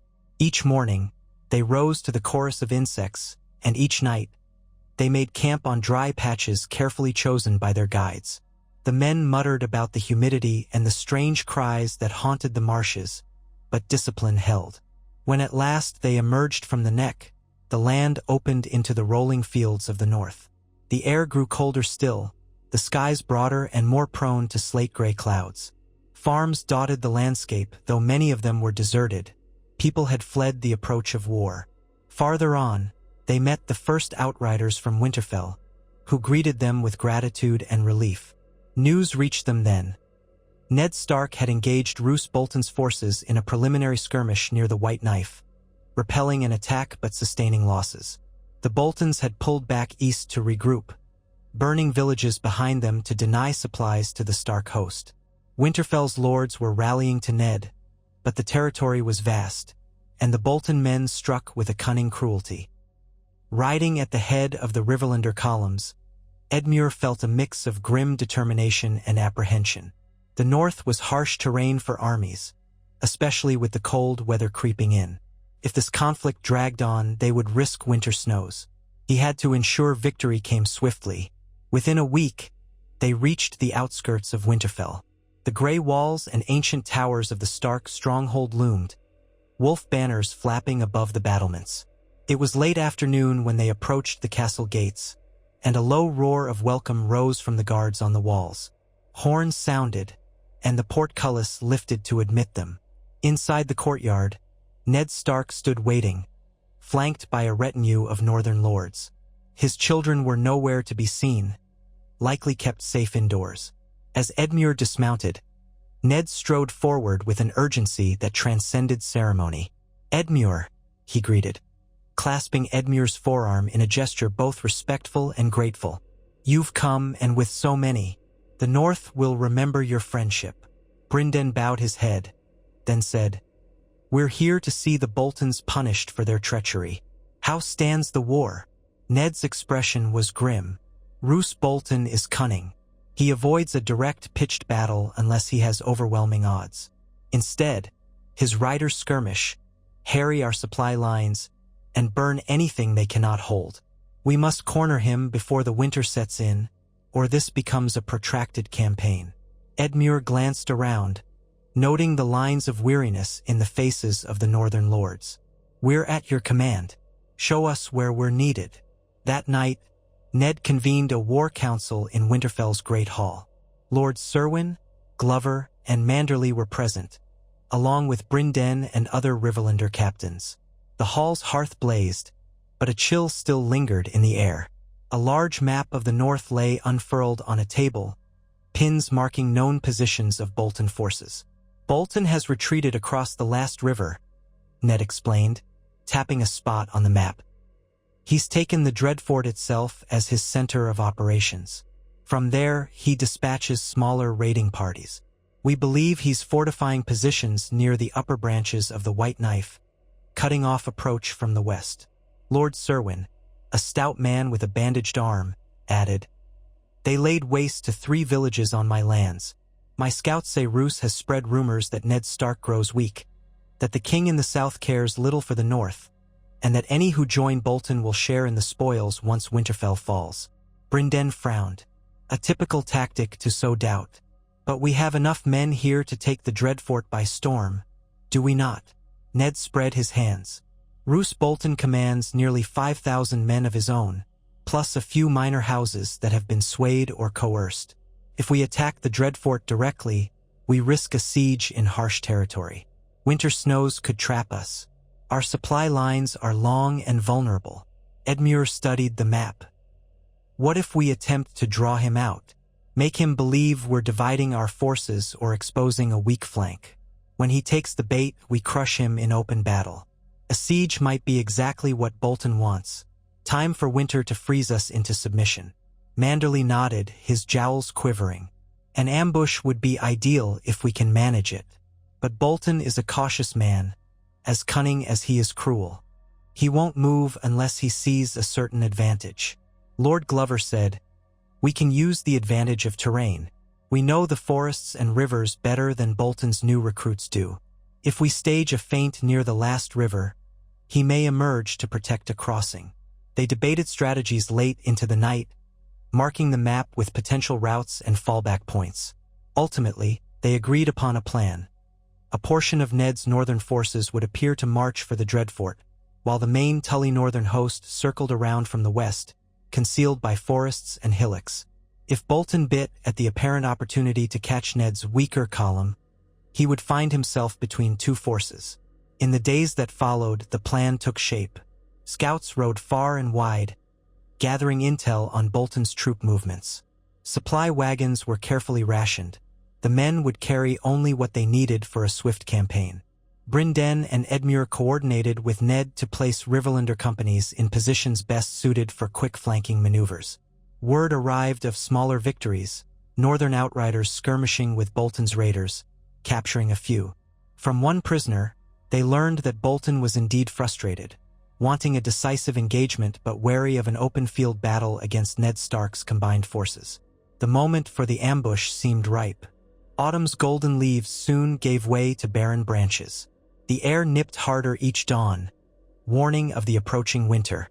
Ned led the bulk of his men north along a well-traveled route, letting word slip that he intended a direct push on the Dreadfort. The rumor was carefully spread by captured deserters Bolton had forced into his ranks, then allowed to escape. Meanwhile, Edmure and Brynden guided their own column farther west, through thick stands of pine and rocky defile. The ground was hard, the nights bitter. Men woke with frost in their beards. Nonetheless, morale remained steadfast, bolstered by the presence of so many dedicated lords from both the north and the Riverlands. At last, on a clear but frigid morning, a scout came galloping to Edmure's encampment. "Lord Bolton marches south. He's taken the bait. He means to intercept Stark's smaller column near a bend of the last river." Brynden's eyes glinted with fierce anticipation. "It's time." They broke camp at once, leading their forces through narrow trails known only because local guides from House Glover and the Crannogmen had scouted them. Every man moved with disciplined haste, each armed not just with steel but with the resolve to end this rebellion before the weather grew truly dire. By mid-afternoon, they were in position, concealed behind a ridgeline that curved around the bend of the river. The tall evergreens and rocky outcrops masked them from sight. Through the sparse foliage, they caught glimpses of the broad flatlands below, where Ned Stark's decoy force waited. Edmure's pulse thundered in his ears.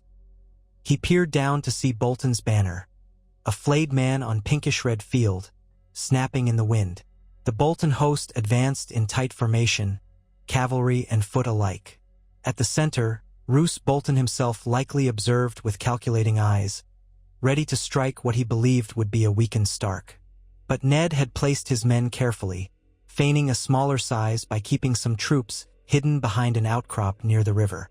As Bolton's lines advanced, horns sounded, first from Ned's vanguard, then from the flank. A roar rose up as the two northern forces clashed. At that moment, Brynden shot Edmure a look. "Now, lad, before he realizes the trap." Edmure lifted his arm, signaled the horns to blow, and led the charge down the slope with a cry of "Tully!" The ground trembled with the rush of thousands of men, the Riverlander banners flying proud in the cold northern wind. Bolton's rearguard spun in alarm, too late to form proper ranks. The thunder of hooves and the clash of steel reverberated as Edmure's cavalry smashed into the Bolton lines from behind. Screams filled the air, accompanied by the metallic shriek of blades biting armor. Edmure rode at the forefront, sword raised, adrenaline surging. Bolton men fell in droves, unprepared for the pincer. Some tried to flee, only to be met by flanking parties under Bryndon's command. Meanwhile, Ned Stark's men pressed from the other side, driving the Boltons deeper into the killing ground. Edmure spotted the flayed man banner weaving frantically in the chaos, indicating that Roose Bolton was attempting to direct his troops despite the ambush. A cluster of Bolton knights lunged forward, trying to cut a path through Edmure's cavalry. Edmure urged his mount to meet them. Swords rang, shields splintered. He narrowly parried a blow aimed at his neck. Next to him, a Tully knight was unhorsed by a mace to the chest. Blood sprayed across the frosted grass. Gritting his teeth, Edmure pivoted in the saddle and drove his blade into the shoulder of a Bolton knight, feeling the jarring impact through his arm. The lines continued to churn. Arrows hissed from hidden Stark archers, felling men who tried to rally. Bryndon's warhorse thundered past, the Blackfish's blade already slick with red. Across the field, Edmure glimpsed Ned Stark's stern face, leading a charge of northern footmen who hammered into the Bolton center. The tide of the battle was turning into a rout. At last, the flayed man banner lurched in retreat. Bolton soldiers began to break away in small groups, desperately trying to escape. Some dove into the icy waters of the river, others threw down their weapons and knelt in surrender, calling for mercy. Edmure galloped after the retreating standard, his heart hammering. If they captured Roose Bolton, the rebellion would be finished in one stroke. But the cunning lord was nowhere to be seen. Knights wearing Bolton colors tried to shield a small retinue racing for the trees. Edmure pressed forward, cutting through their line. There, in the swirl of men, he briefly caught sight of a pale figure with hooded eyes, Roose Bolton himself. But as Edmure fought to clear the way, Bolton vanished into the melee. Moments later, horns blared from Stark forces signaling victory. The field belonged to the allied host, but Bolton had slipped away, or so it seemed. When the dust settled, bodies lay scattered on blood-streaked turf. Survivors moaned, some calling for maesters, others too far gone to do more than sob. Ned Stark, helmet cradled under his arm, strode across the carnage to meet Edmure. His face was grim, spattered with mud and gore. "Well fought," Ned said quietly. "We've broken much of his force here, but Roose Bolton escaped in the confusion. Some of his men fled east, likely toward the Dreadfort." Edmure reined in his horse, breathing hard. "Then we pursue him. We can't allow him to regroup." Brynden trotted up, wiping sweat from his brow. "We need to rest our men first. A forced pursuit could lead us into a trap, especially near the Dreadfort. Bolton knows every inch of his own lands." Ned nodded. "Agreed. We'll muster and reorganize, then march on the Dreadfort. With most of his army shattered, he can't hold out for long in a siege if we strike swiftly." So the allied host, bloodied but victorious, set about tending the wounded. Dusk fell, the sky streaked with ominous clouds. Guards were posted in case of a Bolton counter-raid. Maesters moved among the injured, offering what aid they could. In hushed corners of the makeshift camp, men spoke of Bolton atrocities discovered after earlier raids. Burned villages, flayed corpses. The cruelty was near unbelievable, but it only stiffened their resolve. At first light, the vanguard scoured the route toward the Dreadfort. Their reports indicated scattered bands of Bolton survivors limping away or hiding in the woods. With each passing league, the bleak northern terrain grew starker, the temperature dropping further. Still, morale ran high. They had beaten the Bolton forces once, and everyone sensed the rebellion's end was near, provided they could corner Roose Bolton himself. Days later, the Allied army came within sight of the Dreadfort. The fortress stood on a rise, its walls built of pale stone. Turrets rose like grim fingers against a darkening sky. Banners bearing the flayed man still hung, though many had been lowered or burned. From a distance, they could see that the gates were shut tight, archers lining the battlements. A hush passed through the ranks as Ned Stark, Edmure, and Brynden surveyed the fortress from a forward position. The land around the Dreadfort was bleak, dotted with leafless trees and patches of frozen earth. The White Knife's tributaries meandered nearby, half-iced over. Smoke rose sluggishly from the Dreadfort's chimneys, a testament to the winter chill creeping in. "This will not be easy," Brynden muttered. "But Bolton is wounded, his men battered. We have the numbers." Ned set his jaw. "We'll surround the castle, cut off any chance of escape, and demand Roose Bolton's surrender." They did exactly that. Camps were erected in a wide ring, siege lines forming. Ned's engineers began constructing ladders and rams, though the stony ground hampered digging. The days stretched out, the weather growing more hostile. Snow flurries whipped across the field, dusting tents with white. Despite the cold, the men maintained watchful discipline, determined to see the traitor brought to justice. Ravens were dispatched, demanding Bolton's capitulation. Each time, the reply was silence.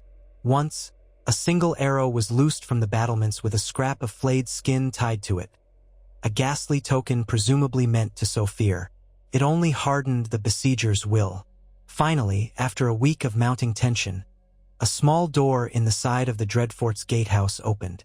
A herald in Bolton colors stepped forward under a white flag, struggling through the snow. He shouted that Roose Bolton would speak with Ned Stark alone, offering parley. The notion seemed fraught with danger, but Ned agreed on condition that he be allowed to bring a small guard. The next morning, Edmure watched anxiously as Ned, accompanied by Brynden and a handful of Stark men, approached the gate. A few Riverlanders hovered near the perimeter, arrows nocked, prepared to unleash a volley if treachery was afoot. Within the courtyard of the Dreadfort, guarded by archers on the walls, Ned and Brynden met Roose Bolton face to face. The traitor lord looked drawn and pale, eyes dark with fatigue, yet there was a flicker of that quiet malice in his gaze. "Lord Stark," Roose said in his soft, unassuming voice, "you've come far to dethrone me in my own keep." "You brought this upon yourself," Ned answered coldly. "Surrender and face justice for the lives you've taken." Bolton's lips pressed into a thin line. Justice? From the man who killed the king he once swore to serve? From allies who cut down lords under the guise of hospitality? Spare me the lectures of honor. The strong rule, Lord Stark? Or haven't you learned that yet? Brynden bristled, but Ned's voice remained steady.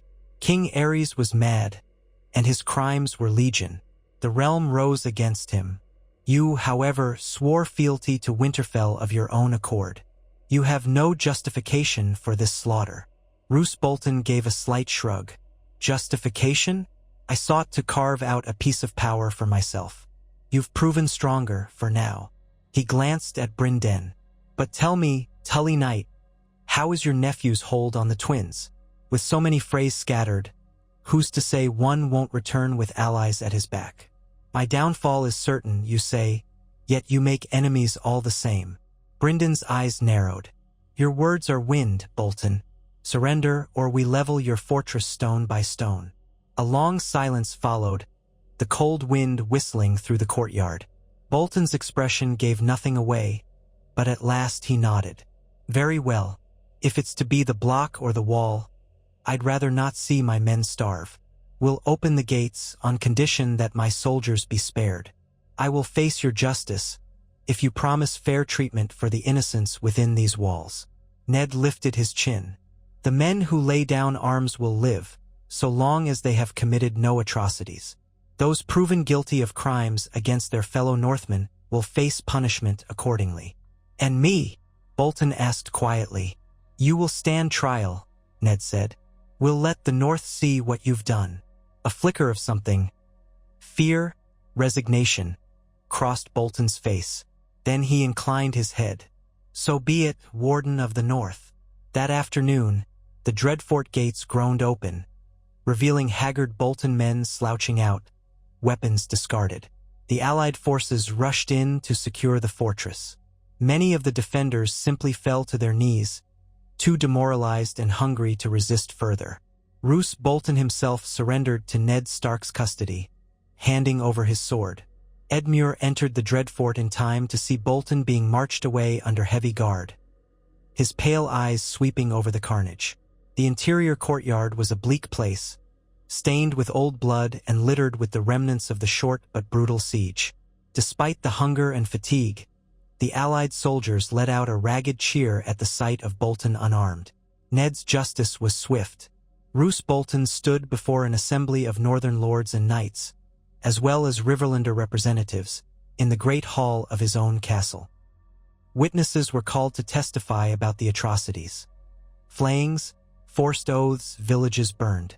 Though Bolton defended himself with talk of necessity and the chance for a stronger north, it was clear he had overreached. The Council of Northern Lords, with Ned presiding, pronounced Roose Bolton guilty of treason. By long tradition, the sentence would be carried out by the Warden of the North himself. Bolton accepted his fate with a chilling calm, offering no last words. Ned Stark took ice, the great Valyrian steel sword of House Stark, and in a solemn ceremony before the keep, he beheaded Roose Bolton. Word spread quickly. The Dreadfort was placed under the stewardship of Domeric Bolton, Roose's son, who had not joined in the rebellion and was rumored to have opposed his father's plans. Domeric knelt before Ned, reaffirming Bolton fealty to Winterfell. Some lords questioned whether the family should be stripped of titles altogether, but Ned believed punishing the guilty alone was enough. The North was best served by stable leadership in every holdfast. In the weeks that followed, Edmure helped oversee the final tasks: burying the dead, distributing supplies, and collecting the spoils of war. While the northeastern reaches of the North were scarred by the conflict, the swift Allied victory ensured the destruction did not spread. Many small folk looked upon the Tully banners with gratitude, seeing them as part of the force that saved them from Bolton's cruelty. One crisp morning, as the first serious snowfall dusted the fields, Edmure and Brynden gathered their Riverlander host for the march home. Ned Stark stood at the gates of Winterfell, bidding them farewell. His eyes shone with respect and a quiet warmth. Without your timely aid, this might have turned into a terrible winter for the entire North, Ned said, clasping Edmure's hand. Know that House Stark will not forget this service. Edmure bowed his head. We did only what was right, Lord Stark. Your enemies are ours. If the realm should face more troubles, we stand ready. Ned nodded. May the gods grant us peace for a while, at least. But if that peace is broken, we will face it as kin. Brynden offered a curt, respectful salute, and the Riverlander banners rustled in the chilly breeze. Then, with a chorus of horn blasts, the columns filed out of Winterfell's gate. Hooves and boots crunched on thin snow as they began the southward journey. It was a grueling return. The bitter winds nipped at ears and fingers, and more than once the columns had to detour around snow-choked passes. The Crannogman guides again proved invaluable in the neck, steering them safely through marshes rimed with ice. Yet each day brought them closer to home, where the climate was milder and the roads more traveled. When at last they emerged near the twins, Edmure beheld the towers with relief. The crossing stood as they had left it, well guarded, flying the Tully trout. Colmar rivers came out to greet them, reporting that all had remained calm, though there were whisperings of Lannister agents sniffing around in search of discontented Freys. None had made open moves. After a short respite at the twins, Edmure parted ways with many lords who turned toward their own domains. The remainder accompanied him to Riverrun, where autumn's end had given way to a damp and chilly winter. Smoke curled from the castle chimneys, and the Red Fork ran dark and cold beneath the waning sun. He was home, and he carried the pride of a campaign well fought, alongside the weariness of death and destruction witnessed once more. Inside Riverrun's walls, the welcome was subdued but heartfelt. Servants hustled to prepare hot meals, while knights recounted tales of the Bolton War to those who had stayed behind. That evening, Edmure stood on Riverrun's walls again, gazing out at the river that had shaped so much of his life. Brynden joined him, the older knight silent at first. They watched the last light of day bleed into the horizon, the sky streaked with a faint pink that vanished into the deep blues of twilight. You did well, Brynden said eventually, his voice gruff. Father would have been proud, I think. You saved the North from a traitor, and you held the Riverlands together at the same time. Edmure gave a weary shrug. At what cost? More men dead, more blood spilled. I keep wondering if there was a simpler path. Brynden rested a hand on his nephew's shoulder. The realm is never simple. You made the choices you had to. Walder Frey's cunning, Roose Bolton's cruelty. Both threatened everything we hold dear. Now they're gone. The Riverlands and the North are stronger. The cost is high, but so is the reward. A silence fell between them, the only sound the rush of water below. Edmure felt the crisp air on his face, the weight of memory pressing behind his eyes. He thought back to that day he had first conceived the idea of removing Walder Frey. Could he have imagined all that would follow? The shift in power, the forging of alliances, the battles in the North? In truth, there were more dangers on the horizon. The Lannisters would not remain idle forever. King Robert's court could fracture if his boisterous appetites and the Queen's ambitions led to a deeper rift. The Vale, the Reach, Dorne, all had their own concerns and might see the rising Tully Stark axis as a threat or an obstacle.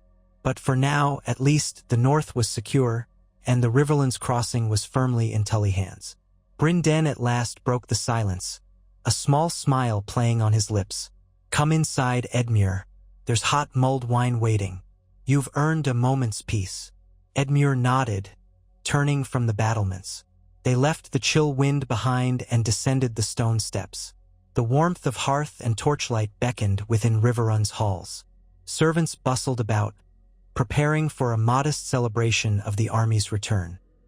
Some of the men would soon depart for their family estates, but tonight they would share victory's relief.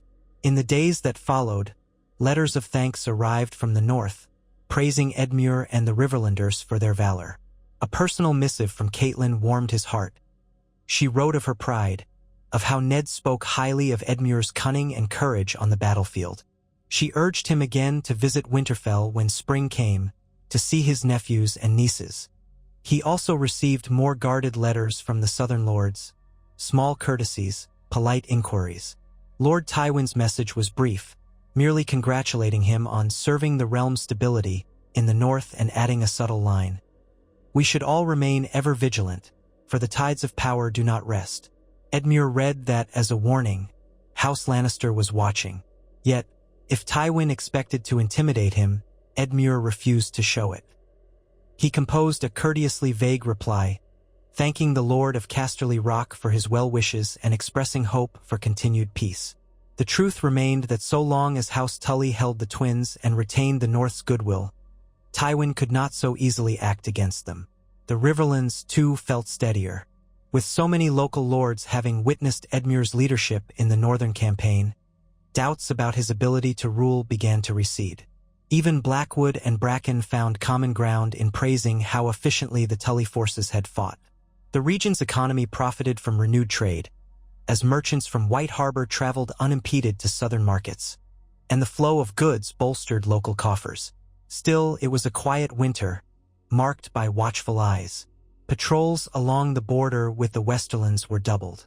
Harrenhal, ever a looming question, remained in the hands of a royal castellan who had no quarrel with Riverrun, but who also had no real power.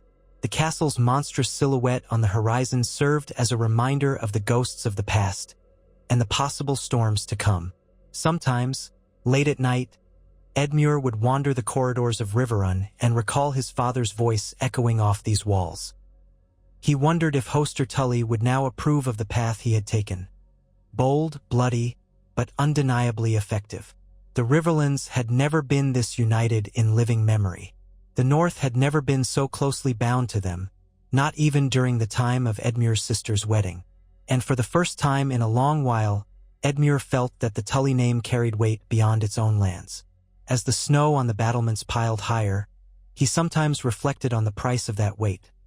The hush that fell in a hall when he entered, the sidelong glances when men remembered he had ended Walder Frey under the guise of welcome.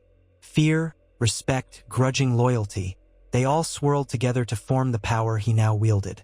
Spring came late that year, but come it did, bringing thawed roads and rushing rivers. The fields around Riverrun blossomed green, and the Red Fork ran swift with meltwater from the western hills. Caravans began to move again in earnest. Messages trickled in from King's Landing. Rumors of the king's hunts, of tournaments planned, of simmering discontent among courtiers. None of it signaled immediate peril to the Riverlands. One day, with the sun shining bright, Edmure decided at last to fulfill Caitlyn's invitation. He prepared a modest retinue, setting his steward to manage Riverrun in his absence, and arranged for Brynden to keep watch over any crucial political matters. Then he rode north, not with an army this time, but with a handful of loyal knights and servants, aiming to visit Winterfell in peace. The journey felt almost leisurely compared to the hurried march under war banners. Passing through the Twins, Edmure inspected the garrison, satisfied they remained in good order. Colmar Rivers updated him on minor squabbles but no pressing threats. Then they pressed on, guided again by the crannogmen of House Reed. The neck was less dreary now, new growth visible among the marshes, though it was hardly welcoming by southern standards. They arrived at Winterfell in mid-spring, greeted by the sight of children running in the courtyard. Robb and Jon sparring with wooden swords, Sansa and Arya dashing across the yard with a direwolf pup bounding after them, and Bran perched on a low wall, grinning at the commotion. Edmure could hardly believe how they'd grown since his last visit. Caitlyn emerged, her face lighting with joy. She embraced her brother tightly. "You're here at last." Edmure found his throat tight with emotion. "I promised I would come, didn't I?" Ned appeared behind Caitlyn, a rare smile on his usually solemn face. "Welcome to Winterfell, Edmure. The children will be glad to see their uncle." Those days in Winterfell were a balm to Edmure's soul. He played at swords with Robb and Jon, taught Bran how to hold a fishing rod properly in the streams outside the castle, and even indulged Arya's request for pointers in archery. Little Rickon clung shyly to his mother's skirts at first, but warmed to Edmure when offered a carved wooden trout as a gift. In quiet moments by the Godswood, Edmure spoke with Ned about the future of the realm. They touched upon the whispers from King's Landing, about the Queen's growing hold on Robert, and the risk that the Lannisters might move against any who threatened their influence. Ned was concerned but had no proof of treachery. He remained in the north, content to oversee his people and maintain an uneasy watchfulness for storms ahead. Edmure found himself reflecting on the changes wrought by a single decision: removing Walder Frey. That act had reverberated through the Riverlands, forging a stronger alliance with the Starks. It had paved the way for the swift defeat of Roose Bolton's rebellion, preserving Ned's rule over the north.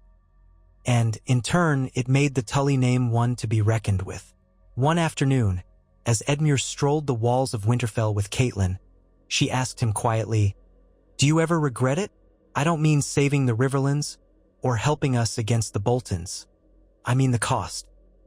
He looked at her, noting the gentle worry in her eyes. "I won't lie.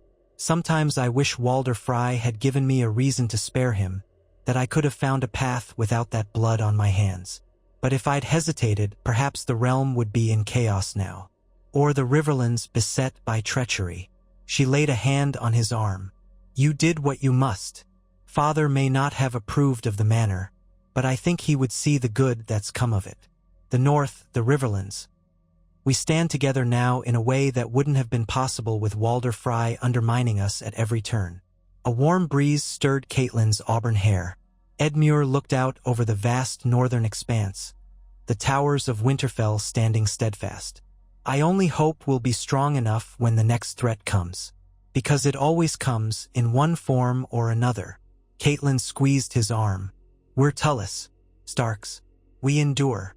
Those words comforted him, and for a brief time, he allowed himself to believe that, perhaps, he had indeed altered the course of things for the better. But deep inside, he knew the realm was ever shifting, full of hidden dangers. The Targaryens had once seemed invincible. Robert had toppled them with rebellion. Now Robert sat on the Iron Throne, yet cracks formed beneath him. When Edmure finally departed Winterfell, the memory of that family warmth stayed with him, strengthening his resolve for the tasks ahead. He rode south in thoughtful quiet, forging new ideas on how to fortify the Riverlands further, improving the watchtowers near the border, building up friendships with the Vale and the Stormlands, ensuring no house felt slighted. Back at the Twins, he noticed signs of further prosperity.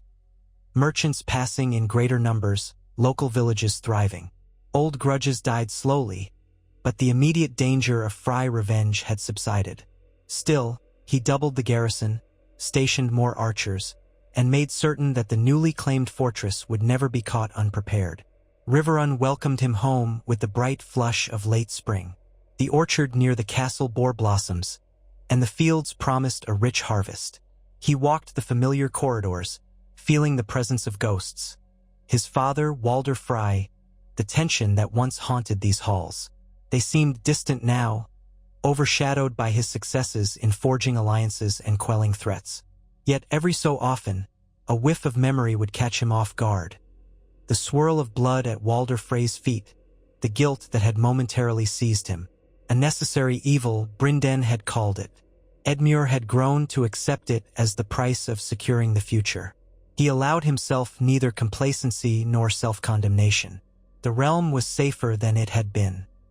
House Tully was stronger. Summer edged forward, golden sunlight bathing the Riverlands in warmth. Travelers remarked upon the peace that spanned from Moat Cailin to the south, courtesy of Edmure's hold on the Twins. Wine from the arbor, fish from White Harbor, grain from the Reach, all flowed along the roads.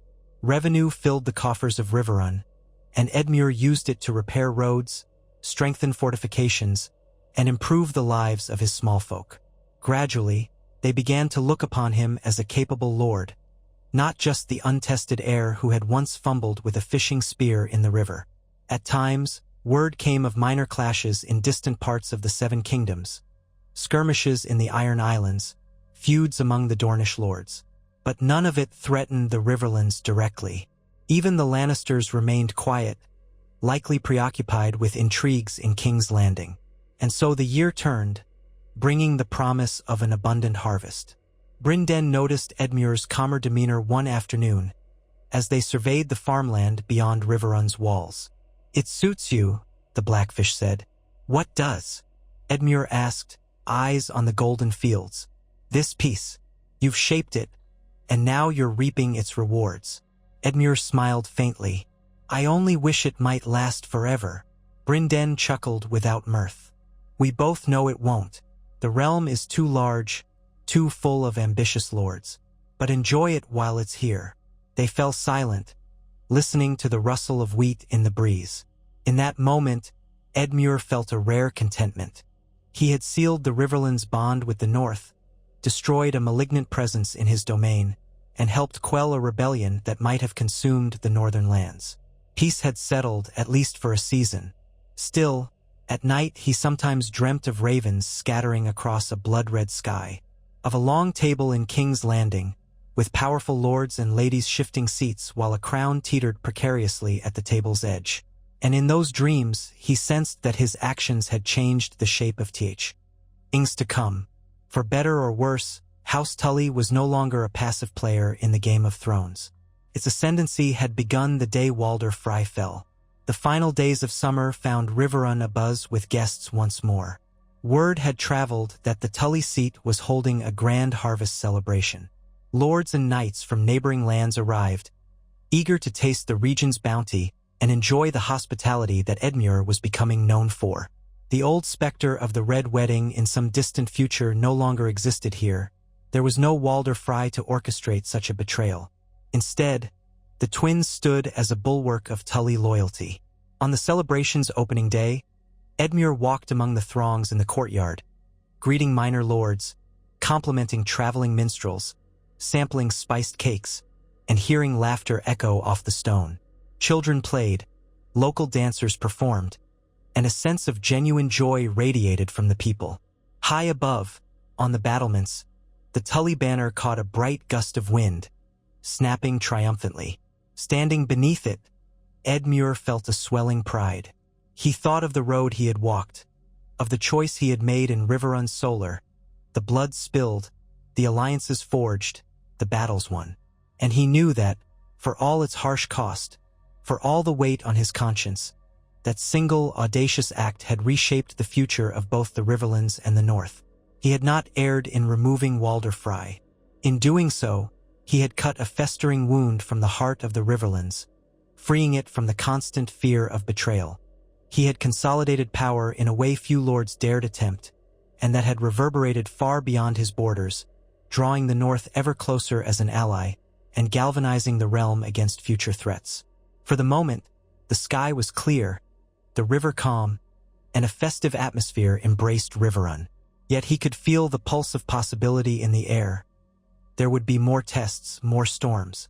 The realm was changing, responding to new tensions within the royal court and among the great houses. In time, whispers of dragons across the sea might grow louder. The ambitions of Lannisters and Baratheons might intensify. But no matter what came, House Tully now stood upon a stronger foundation than it had in generations. Edmure raised a cup in toast to his people, to the alliance with the North, and to the promise that House Tully would never again bow meekly to a treacherous bannerman or an outside threat.